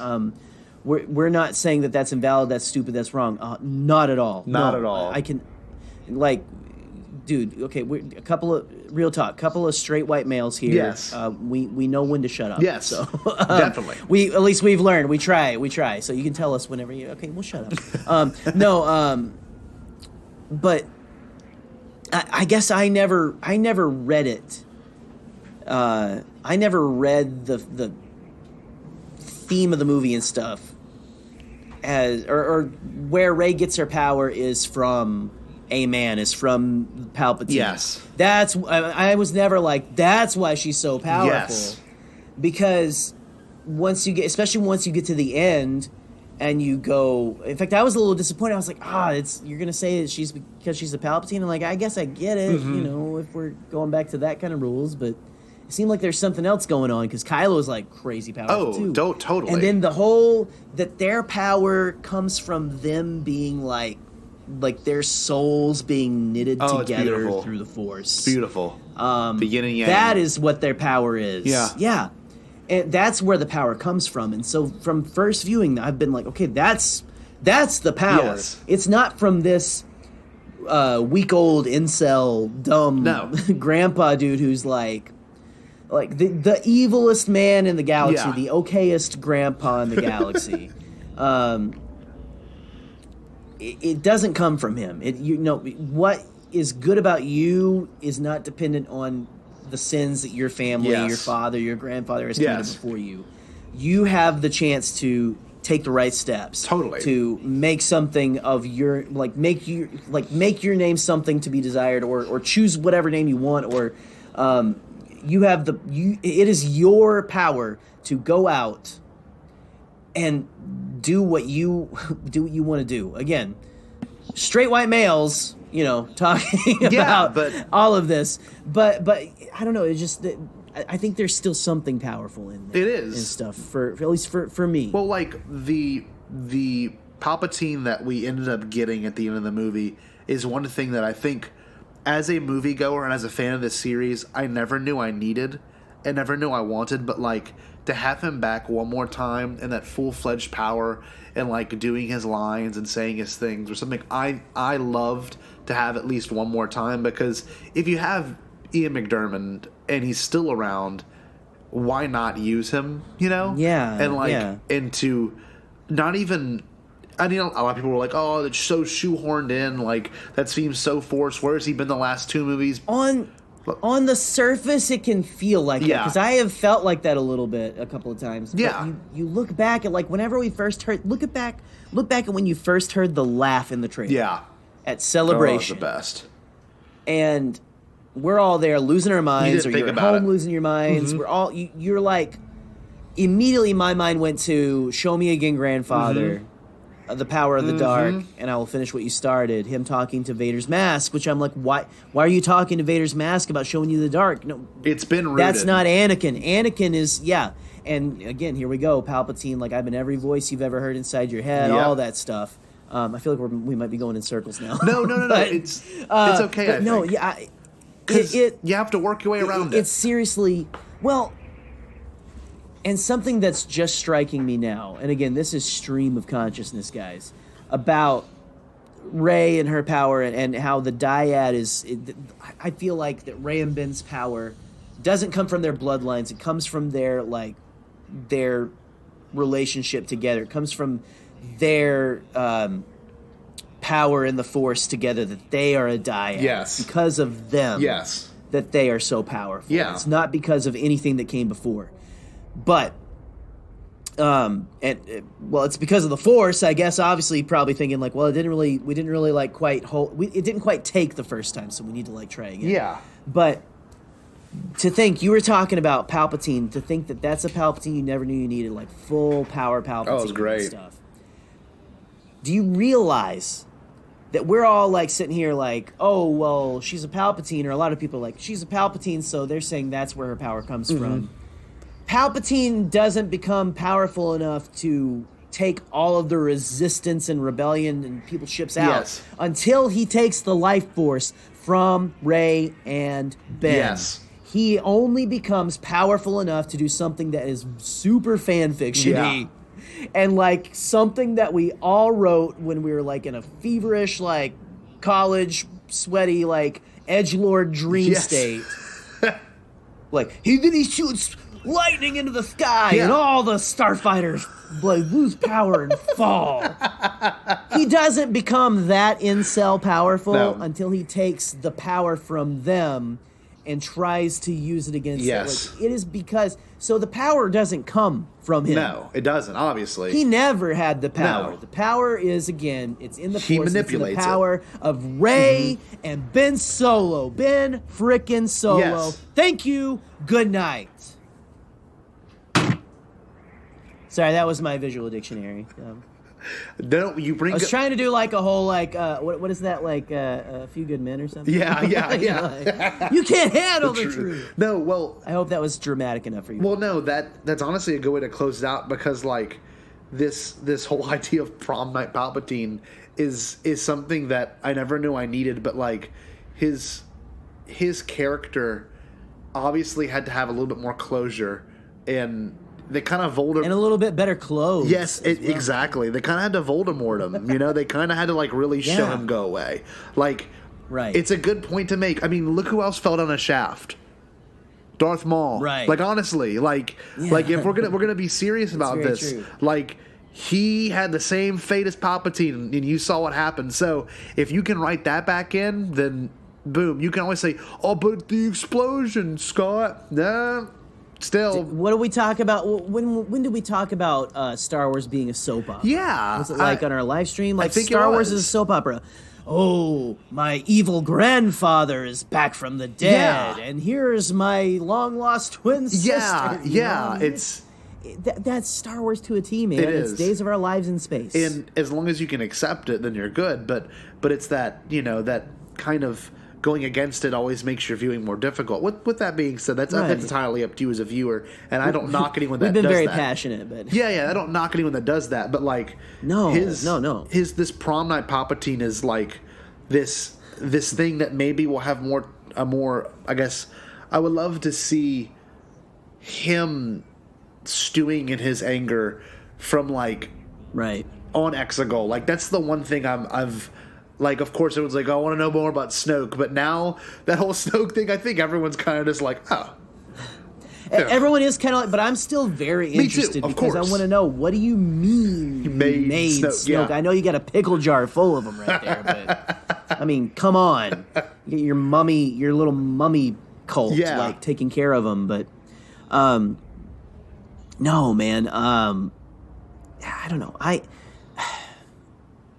I just like Star Wars. Yes. No, but Prom Night Palpatine, you know what I need from Prom Night Palpatine is a Black Series action figure. Yes. I'd even take the 3 3/4 action figure of Prom Night Palpatine. Give me Palpatine with that silk shirt, that nice little ascot. I don't know. I feel like he should have an ascot. That Vader-esque belt. And with that like the Vader cummerbund is like that it's a straight cummerbund, and he's even got like the cuffs, the red cuffs sticking out and all that, and like he looks he got dressed to the nines. did. He's like, oh yeah, I'm back, baby. I'm putting on the suit. Could you imagine you're getting all this power, and that the first thing he goes, I need to look good, you know? Because he was so phantom looking and Force tailoring Yes. that we never knew was apparently No, a dark side power. it's- Jedi, you never see the Jedi like making fancy prom clothing for themselves. That's a good point. I wonder when I need to rewatch that scene, I guess. I can't wait for the home release of this movie, honest to God. I really can't wait. We're gonna dissect the my hoodoo out of this thing. Oh, so much. But, yeah, I guess that kind of wraps up this big Palpatine sex discussion, right? Wouldn't you agree? We didn't really talk much sex, but we can really get into it if you guys want to, or if you want to do like a A late we'll see. night live stream. Yeah. But yeah, Believe in miracles. So please don't give us a copyright strike. I'm just joking. It was my voice. it was his voice. I was there. Oh man. Anyway, Anyway. so man, Palpatine and Rise of Skywalker. That's kind of like what we've got there. But let's do a couple. Let's do like maybe a couple each. Scotty, give me your best Palpatine pickup line. Ooh, I don't. You know what? You were really good at this. You actually did this at the celebration stage. No, the which stage was it? Oh, dude, yeah, no, it was. I have a video of it. it. It wasn't the celebration. I can't remember It what was celebration stage it was, but I did, and I apparently was the only one who The couldn't- Galaxy stage. who could keep it family oriented. Yeah. At the family event. Yeah, and you, like- like there were so many like I don't know. Anyway, It was bizarre. It was like strange. There were like 13-year-olds talking to the female host, Yes. saying things that should not be said. No, that was very To unsettling. any woman ever. Yeah, we were all. I was kind of like up there, like I'm like, dang, you went. Wow, okay. But yeah, you can post that video later if you want to, Scotty, to show my my prowess. I will if find you it will. again. No, you know what? I'm not clever enough to come up with pickup lines as a person. You're just a genuine person, and you But- don't need pickup no, lines. That's the Aw, thing. Well, that's how I got Jerry on my pod. Palpatine. That's how Jerry and I got together. We used pickup lines on each other until we fell in love. Honestly, I would look at him and say, it's just gonna like be in there. It's just gonna like sneak by. I would look at him and say, "Man, you really do look like Garfield the cat. You kind of act like him too." and Jerry would say, "Yep." Strange that we just watched that with Eleanor Did you on really? Disney Plus of all places last night because we were just trying to find something that wasn't Frozen or Muppet Babies. It was Bill Murray being a cat. Been on a real Muppet Babies kick in my house. That's so. cool. The new one, not the classic. But it's still good. Still good. Anyway, dude, I don't know. So okay, the only Palpatine pickup line I've really I have is, "You want this, don't you?" It's like imagine like Palpatine like walking up to someone at a bar or like even like sitting in like his like chair with like his arm kind of like awkwardly draped as much over the back as if it's like it goes over his head, so he couldn't be able to do that. Yeah. He's got like a leg draped over one arm and stuff. It's like, "You want this, don't you?" Or if you guys saw our promo image earlier, Cross from, legs. Yeah, man, the Palpatine sexy legs, nice. and stuff. Shout out to I believe Ed Harrison, for drawing that, by the way. Yeah. So go check out his stuff. But dude, that's all I can really think of. So you know what we should do? We got a ton of messages at the last minute for A ton of segment. them. A segment that Scotty and I are lovingly calling Jakku Jargon.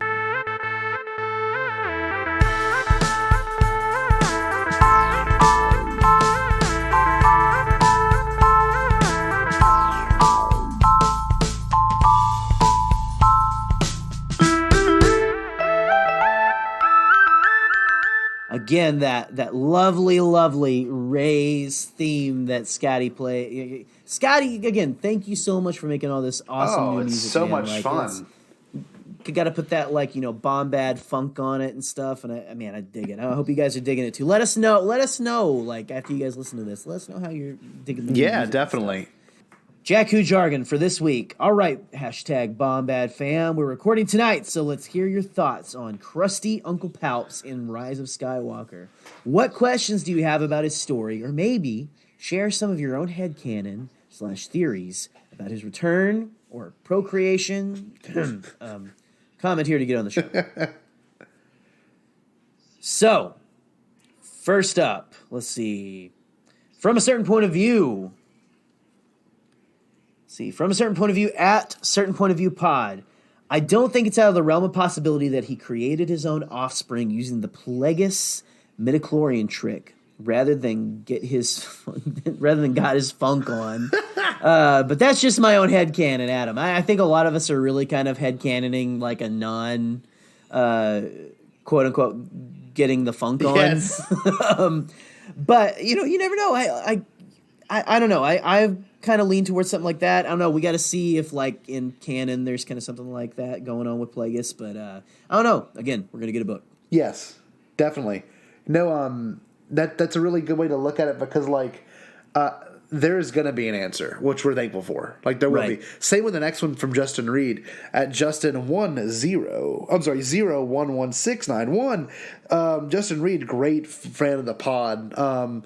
He wrote up, I'm pretty sure. Hey, what's up, Justin? What's up, Justin? Pretty sure it was by some ancient Sith magic alchemy, but I want to know specifically how he came back. Until then, my headcanon is that the Sith cultist recovered his rotting corpse and used ancient Sith magic to reanimate it with his spirit / soul, whatever you want to call it. Which could totally be the case, because you saw when Ben walked in that there was these, like, weird zombie-looking people with sticks, like, putting things in. So, like, that could be the case. They could have found his body on the wreckage. Plugging those Snokes into the Matrix or something. I don't know what they were doing. Like, so he could learn Kung Fu. Yeah, definitely. But, Justin, I love you, man. Yes. Love you, by the way. Love you, buddy.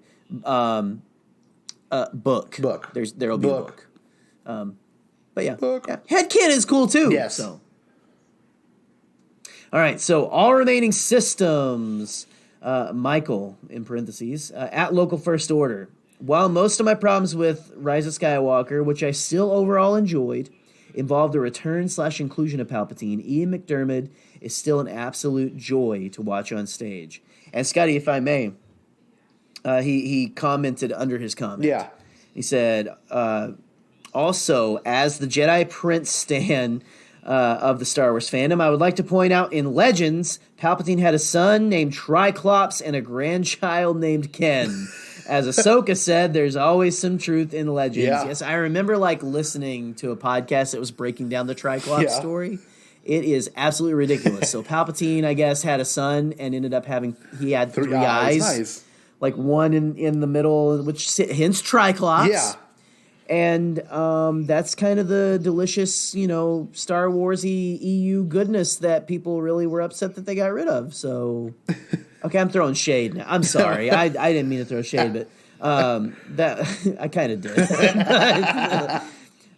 Triclops is dumb, and his grandchild was named Ken, so we almost had that. So, and we almost kind of did Kylo Ren. Ken.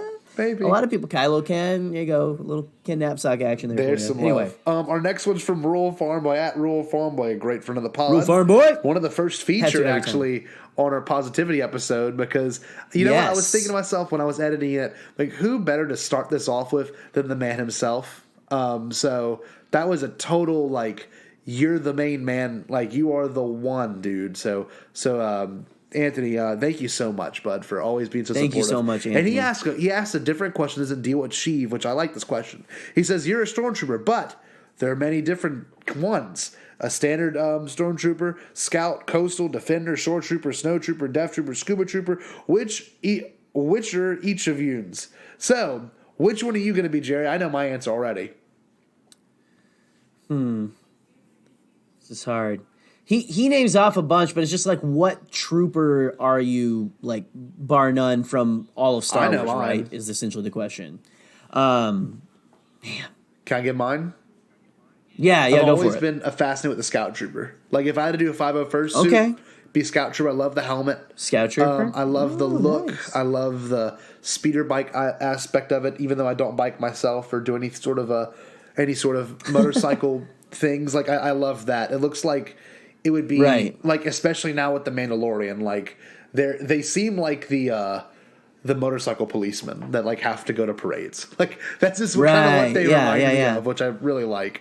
But Jerry, can you have anything off the top of your head? Anyone?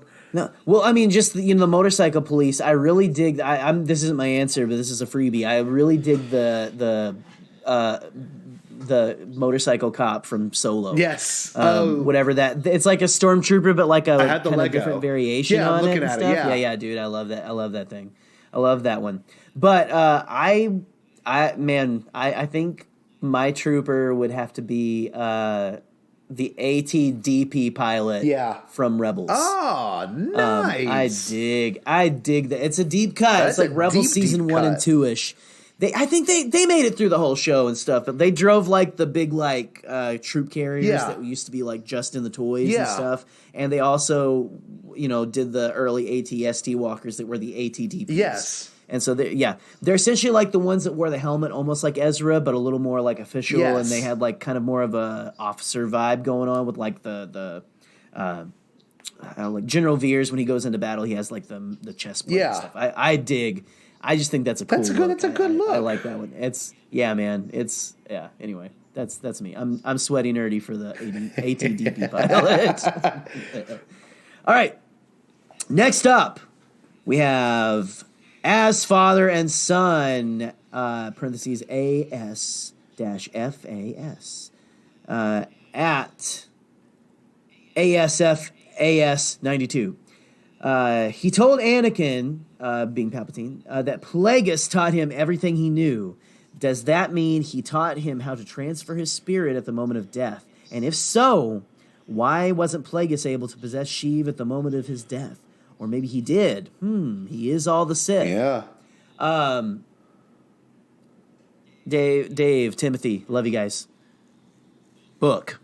we're gonna get a book. No, I don't know, probably. Yeah. We kind of talked a little bit about like all of that. I don't know. There's an episode in this question is what I'm afraid of. That's the thing. It's like That we're gonna have to like dive even deeper into like what the heck is going on with Palpatine. Why is he back? Yeah.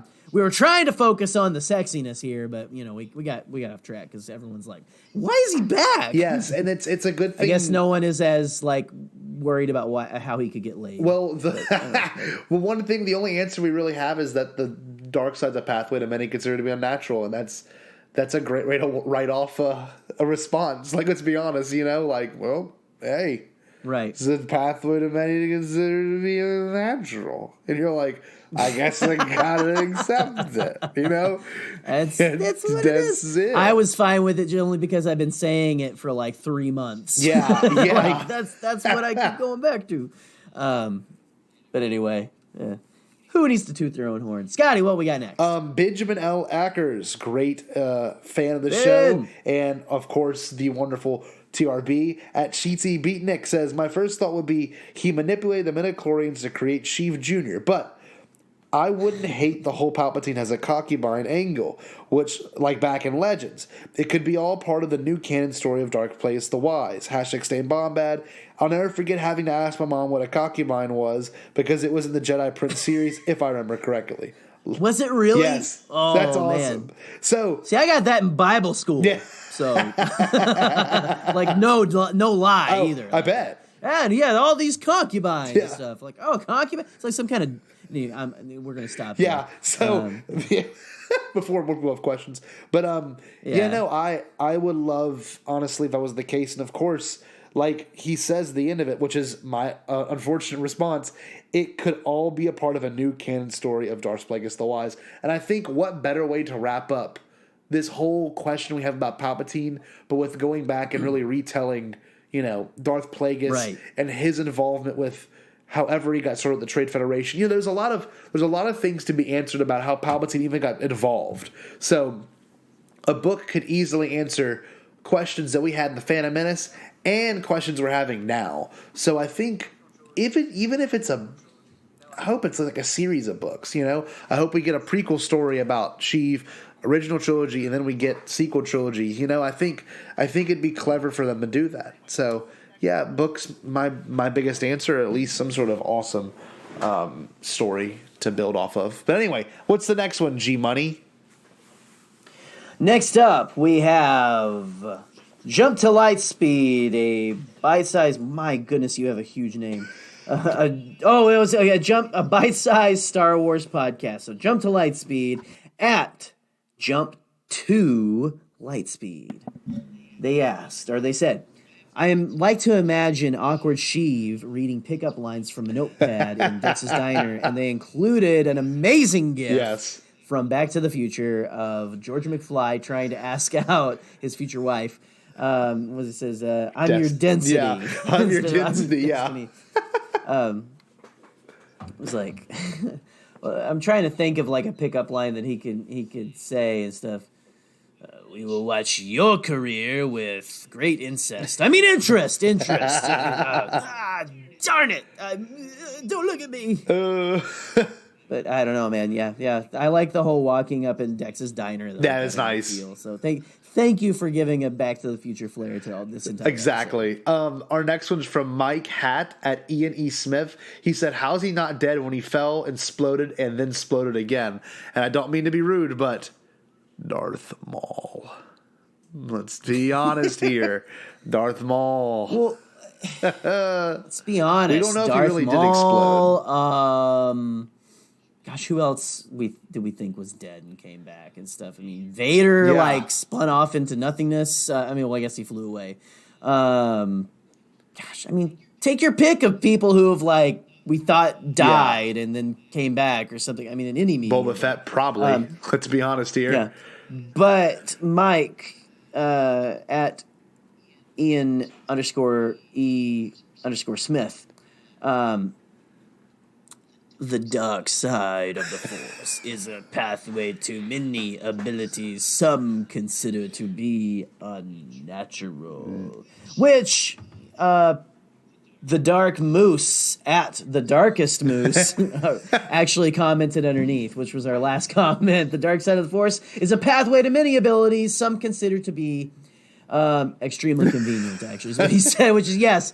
I agree. But I, again, concede, yes, that is the nature of Star Wars. You want to know what the Force is? The Force is the power of Hey, can I go off real quick on my soapbox just for 1 second? Go off. Where's the graphic? Where's the graphic? This is a podcast. I saw this movie with I would consider Eric and Troy, maybe a handful of others super fans that notice this stuff.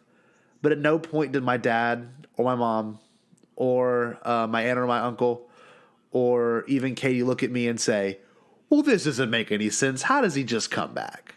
So plot, convenience. Let's be real. That's really the only answer. Convenience is the answer. And I'm happy with it. And I'm sure some people really aren't happy with it. But at the same exact time, that is the beauty of Star Wars. You kind of just have to accept it, and if you don't, that's on you.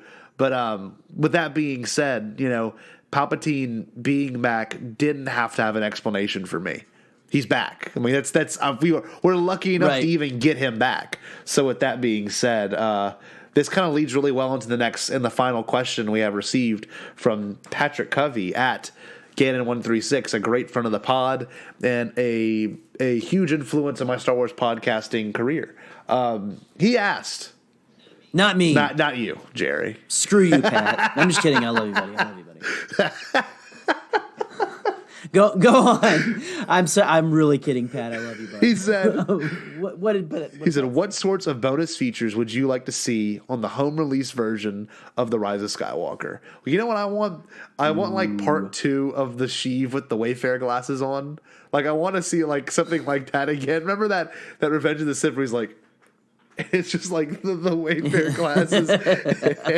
He's yeah. I'm hoping so you really want the what is it, the gag reel? Yeah, I really want. This is so weird, but okay, I'll be honest with you. The Force Awakens documentary was very a knockoff of Empire of Dreams. It was very well done, but it wasn't as indie or as near as good as the Director and the Jedi documentary. Director and the Jedi is hard to beat. That's right now. So good. That's like the best one since the beginning. The beginning is I'm getting chills talking about it. I love Star Wars documentaries. I'm such a nerd. We got to do Star Wars documentaries. Like talk about those or one at a time. Oh my god! But I hope we get a documentary that's somewhere in between, like, you know, cast interviews and, you know, like the rawness of the director and the Jedi. So hopefully we get somewhere in the middle. But like, I want a whole special feature thing on Ian McDiarmid and like how much it means for him to come back. And, you know, I hopefully we get a breakdown of the or of course extended cuts of the space sequences that we kind of missed out on. And like, there's other things, like I hope there's like a kind of like a kiddier kind of feel special feature where they're like, and that's the Naboo N1 Starfighter, and that's the Mandalorian whatever. You know what I mean? Man. Yeah, like I hope we get something like that after release. I want to get another version of it where it's just music. You know, that was genius what they did with the TLJ. I watched it. It's beautiful. amazing. And I think Seth Blergowitz out on Twitter this week posted like a black and that white was so cool. version of like the music only version of Kylo like tricking Snoke and like that was gorgeous and made me realize how TLJ is still my favorite, but I love them all. I love them all. Yeah, guys. definitely. But I don't know, man. If I had to, I really want, like you're saying, like I want a good documentary. I would love it if they did a documentary, Scotty, with footage of them planning way back in 2014, 2013. I would love to see that because I would love for them to actually have footage of almost like a George Lucas going up to the board and going like, real. Yeah, that's the best. Fake, Yeah. fake, real and fake at the same time. And anyway, you know, like I would love like JJ, like real fake. I'm not gonna try to do JJ, but like footage of JJ and Kathleen and George going like, Palpatine's the key to all of this. Well, and you need to bring him back. Don't tell anyone until the third one. It's my idea, George Lucas. I will say this. I believe in the interviews there was a meeting where JJ, Lawrence, Ryan, George. I think that maybe that was it. Maybe give me one picture. little shot of that, or even a picture, but like even just like a slight tidbit of like, all right, we're here to talk about Star Wars, and then cut away. Just to know that it happened. Or like, I don't even care if you just went in there and said the word Star Wars. It's so cool to know how much more, not George is involved, but like, he's not afraid to come back. Like, we were all scared. The saga movies were like, nope, George is not going on those sets. And I don't think he visited the Force Awakens set, but it's confirmed that he was there for the TLJ because he talked on the phone with Ryan, or Ryan met with him, right? And JJ has 100% confirmed for episode 9 that they met and spoke. And like, another thing was really cool about that was like, you know, on Rogue One he was on set, like that was confirmed. He was and especially with Solo he was there, which like hit me right in the heart because I think that was George's last wish, wasn't it? To make a Solo movie, wasn't that like his last will? Essentially, that was that was like the last one that I think he worked. Or no, that was what they asked Kasdan. That's how they got Kasdan. Yes, that's how they got Kasdan to write Force Awakens. Yes. Like, we want you to come back, and he's like, okay, I want to make a Han Solo movie. That's pretty good. I can't do. I don't know if I can. That's pretty good, G. I want to make. No one writes Solo Han Solo like me. That's really good. Thanks. It's because I got a head cold right now. So no offense, Larry.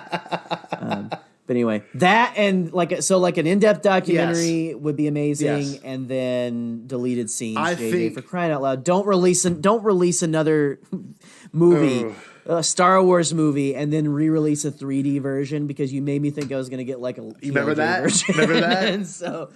Yeah, so please, because I have both of them, and I will buy them because I have a problem. Okay, well, I have a problem. One thing I will say is I need to feed my family, JJ. They're probably gonna touch base on little things like I love that Maz was not CG in this movie for some reason. That was such a weird. Well, that was so confusing. That for was some so people bizarre too. to me, but I like it. But it still was like. Is that confirmed that she was? That was 100% a puppet. Yeah, because it looked like that to me. Yeah, too. I was like, yeah, I don't know. Anyway, that's. awesomeness and weird and like why now all of a sudden? But okay. I think we're gonna get a Dio mini doc. I think the mini docs we're gonna expect are gonna be like the typical, droid creature stuff. Yeah. Pivotal scenes. I think we're gonna have a mini doc or just a snippet, or hopefully we'll get deleted scenes. You'll probably have something about the Death Star duel. Yeah. Maybe something about Exegol. Yeah. Or something. I want this commentary, because if you listen to TLJ's, it was great. It was more about the production. If you listen to Force Awakens commentary, it was good, but he couldn't really divulge that much into it. Like it wasn't like. Yeah. But I hope this movie's like insanely like, oh yeah, we did this because that's what this was, and full detail. Like I hope it's like all unabridged, and like usually, if I'm not mistaken, they do that like commentary like very soon after the movie releases in theaters. So like there's no like influence from an outside, press sourcing. You know what I mean? Like I think the movie releases and like the next day they do the commentary. So that's what I hope for, at least. Trying to think of anything else special. I love bonus features. That's one thing I kind of live for now, honestly. I love a good bonus feature.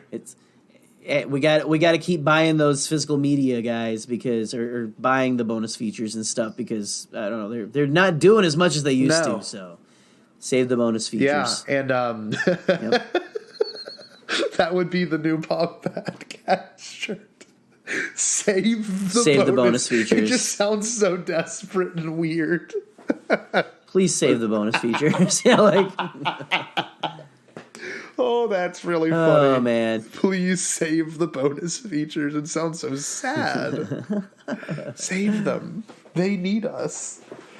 Desperate bonus features. Oh, we're running late. we're getting a little tired, I can tell. But like, no, with that being said, Patrick, that's a very thought-provoking question, and maybe whenever that news drops, hopefully in February, and because I know the home release is in March, right? Hasn't that been confirmed pretty much? I don't know if it's been confirmed, but it's just kind of like what people are thinking. Yeah. I know like there's a little bit of controversy with the novel or something. People are thinking it's controversy, but like, yeah, they're around March-ish, April, somewhere in there is the window. Well, so that's been the window for each one so far. There's going to be a breakdown of it when it comes to us, so. Oh, yes. I can't wait. Oh, yes. But anyway, y'all, this has been... Well, thank you all. Yes. Thank you all for sending in questions for Jakku Jargon. Again, hashtag Jakku Jargon, and we'll post like a little question with most of the shows. I don't know. We're still trying to play it out how often we want to. Definitely. But with that being said, please save the bonus features is going to be something I design. Please save the bonus features. I'm so desperate. Oh, man. Just like Star Wars therapy. Yeah. But anyway, Bombad people, speaking of t-shirt designs, Jerry has been going to town. Jerry is like this t-shirt design master now. He's just been pumping out, churning out new content, and I've ordered 2 shirts. I'd like to thank Canva.com. I'd also like to really thank my thumbs and my phone for like being able to like stretch things across the screen pretty good. I'm gonna look right now at how many things we have. I think we have about like 6 designs or something. Dude, we've got like significantly more designs than our first kind of go at it. So, yeah, and I'm very proud of it. But guys, there's some really cool ones in there. I'm not just saying that because I made them or me and Scotty made them, but go in there, like seriously, if you want to support us, if you like what we do at the Bombadcast. Go show us some love, with a little bit of buying a Bombadcast t-shirt or a Bombadcast mug. Yeah. Devore, man. I mean, come on. I'm gonna start calling people out like name by name and stuff. Justin, go out. No, I'm just like. Well, we've got. Look, I think of the shirts we've got Stay Bombad, which is the one that I worked on, and then we got the one. These are the rest that Jerry made. Boyo, do you suck even lifting? Which is an amazing shirt. I just had to. It's such a weird deep cut that I put lifting instead of lift and stuff. It makes it. I feel like even more like niche. Yeah, the McClunky Classic with Sebulba on there. One of the shirts I ordered, which is the Wonderful Weirdos, Christmas, which I cannot wait till that comes in. I'm gonna look at my shipping right after this is done recording. I ordered a Wonderful Weirdos too. Like we're our own best customers, guys. We're just like, this is so cool. I want this. We got the Bombadcast with Jar Jar with this tongue being the where the Bombadcast logo is, which is really kind of cool. And then we got the Bombad Friday shirt with us wearing glasses. Actually made a PNG of that the other day, so I can just like take that design. I don't have to individually lay the letters out. Yeah, anymore, so. nice. He's like, smack that on whatever I want. It's awesome. That sounds anyway. Yeah, those are some new shirt designs, and hopefully we'll have some more coming out in the future as well. And it's they got stickers and stuff. And if you want to get a mug, It's you can get us on a pillow. Yes, get this on a pillow. You can get Bombadcast pillows and decorate your couch or office, with pillows. I don't know, like your master bedroom, or like just wherever pillows go. Tapestry. The Bombadcast can follow. Boyo, do you say even lifted? It's amazing to look at. I'm pretty sure it's Tupac's body, if I'm not mistaken. Like, I think it's a well-known photo of Tupac's. I don't know, but it does cut the bros. Boyo, do you say even lifting comes in tank as well? Comes in a tank top. And I had some buddies of mine from Arkansas who were like, shout out to you guys if you're listening and hear Del Rey and Blake. Yeah. But they were like, I think Blake tagged my buddy Del Rey in it, and he goes like, oh, cool. And I said, because knowing Del Rey, he's a weightlifter guy. I was like, hey, dude. It comes in sleeveless, so Yusa can show off the Gungans. So in it, I know. More than likely, when Celebration comes around, we're going to try to get a Bombadcast shirt meetup, and it does not have to be a certain shirt. It can be any of our Bombadcast shirts, and I hope, and I probably will show up in the Boyo to Yusa even lifting, and the fact that Georgia has a Bombadcast chest tattoo is just incredible. Oh, yeah, dude. I was like, I've got to put that out there. But yeah, dude, you guys show your love for Bombad Fridays, all that stuff. Just show your love for the Bombadcast. If you like what we're doing, we get a little bit of a kickback from those shirts and stuff. And I don't know, the more kind of support you give, the better content. Hopefully, we'll be able to put out for you guys. Exactly. The more time we'll be able to spend on this stuff. So, totally. But yeah, that's why we have the shirt. It's not just because we're like we really want to make shirts and wear them ourselves. That's part of it. But that is part of it. It makes me happy. Me as well, sir. Me as well. So. But anyway, y'all, if you've got nothing else to say, this is Scotty Jero, and you can find me at the Scott Jero on Twitter, and you can make sure you find us on Spotify, iTunes. Oh, I'm sorry, Apple Podcasts. Spotify, Apple Podcasts. We're on YouTube as well. We're on Google Podcasts. Yeah, we just put out our album on iTunes, so go check that out. It's called Bombad Boys, and no, maybe. Not yet. Maybe. Not yet. But make sure you check out T Public. You can go watch our reaction video to the Rise of Skywalker trailer and continue supporting us through just being a fan of the show. And I love anyone that feels the need to comment and be a part of our Twitter community and our Facebook community. We really appreciate that. And keep in mind, we'll be having some live stream information updated soon. February is going to be the next month. We'll have a giveaway as well, and I plan on even doing a mini live stream maybe in the next week or two, just to get touch base, talk Star Wars. Got that little that lo-fi radio going on. Have like a late night Star Wars discussion with some people, maybe on a Saturday or a Thursday night, whenever I'm feeling frisky. But anyway, sizzle. But yeah, Jerry, what's going on with you, bud? You guys can always find me on Twitter, Jerry the Canon Junkie at The Canon Junkie. You can find us again at Bombadcast on Twitter. You can find us on Instagram now. We have an Instagram. I believe that's also just at the just go look up the Bombadcast. We're there. I'm contemplating making us an actual Facebook page, and I'm not instead of, but like as well as the Bombad fam group. And so Bombad fam group is like that's like an exclusive club. Oh yeah. That if you come and you send a request to join, you can get in. So, but anyway, yeah. So come hang out with us there, and check us out on our live streams and everything. Who knows? I might even pop in for a live stream. Who knows? You never know what me and Scotty are going to do because we're unpredictable. Wait a minute. We forgot Because one our thing. We schedules are are unpredictable. Wait. What do we forget? Neil. Whoa!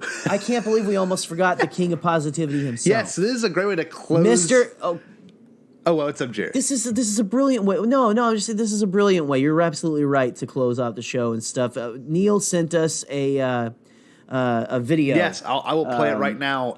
He sent a positivity video for we wanted him to get it in for last week. His schedule didn't allow, but we went ahead and said, just go ahead and send us someone in, Neil, because we really want to hear from you. We really appreciate everything you do, and again, thank you, Neil, for everything you do for the family. Yeah, and we're going to play this real quick, and then we're going to sign off officially. But yeah, we're going to kind of touch base back on positive like we did last week. So let's hear Neil's entry. Hello, Bombadcast. Here to speak a little bit about positivity in Star Wars fandom. Just got to enjoy Star Wars, not sort of tear it down. I know the Aki have their own festival to celebrate what they're celebrating. We have the sort of Star Wars equivalent in real life of it in August in Anaheim. The last celebration I went to in April this past year was Chicago, and it was just 5 days of pure positive love of Star Wars. Hope that can translate onto online and where Star Wars is. And all I saw there was just people, families, and that just enjoying what Star Wars is. It's just entertainment, really. We live more complicated lives as it is. Just enjoy Star Wars for what it is. There was a time before Star Wars that I knew, and it suddenly come along, and there was no social media of it, and it was just wow. It was, what is this thing? And as a kid, and that I enjoyed it.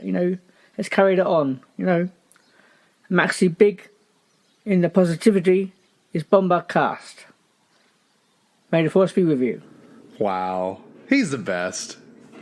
Thank you, Neil. May the Force be with you, sir. And Maxi Bombad, Maxi Big is the positivity with Neil Lowery. For real, man. You are just such a light in Hearing the his social voice media makes me world. so happy. Everybody, like man. You're amazing. He's just such Neil. a We love gentle and kind person, and like I didn't really know him that well whenever Celebration happened in last April, and I know TRB had always gave him shout outs and stuff. I just never had the opportunity to meet him, but we are going to get. Well, we were so close. I saw him go up and hug or talk to John and them, before the show before their panel podcast started. Their panel, yeah, and we were so close, Neil. We were so close to meeting right there. Just it wasn't our time. Hey. It's all right, but someday, sir.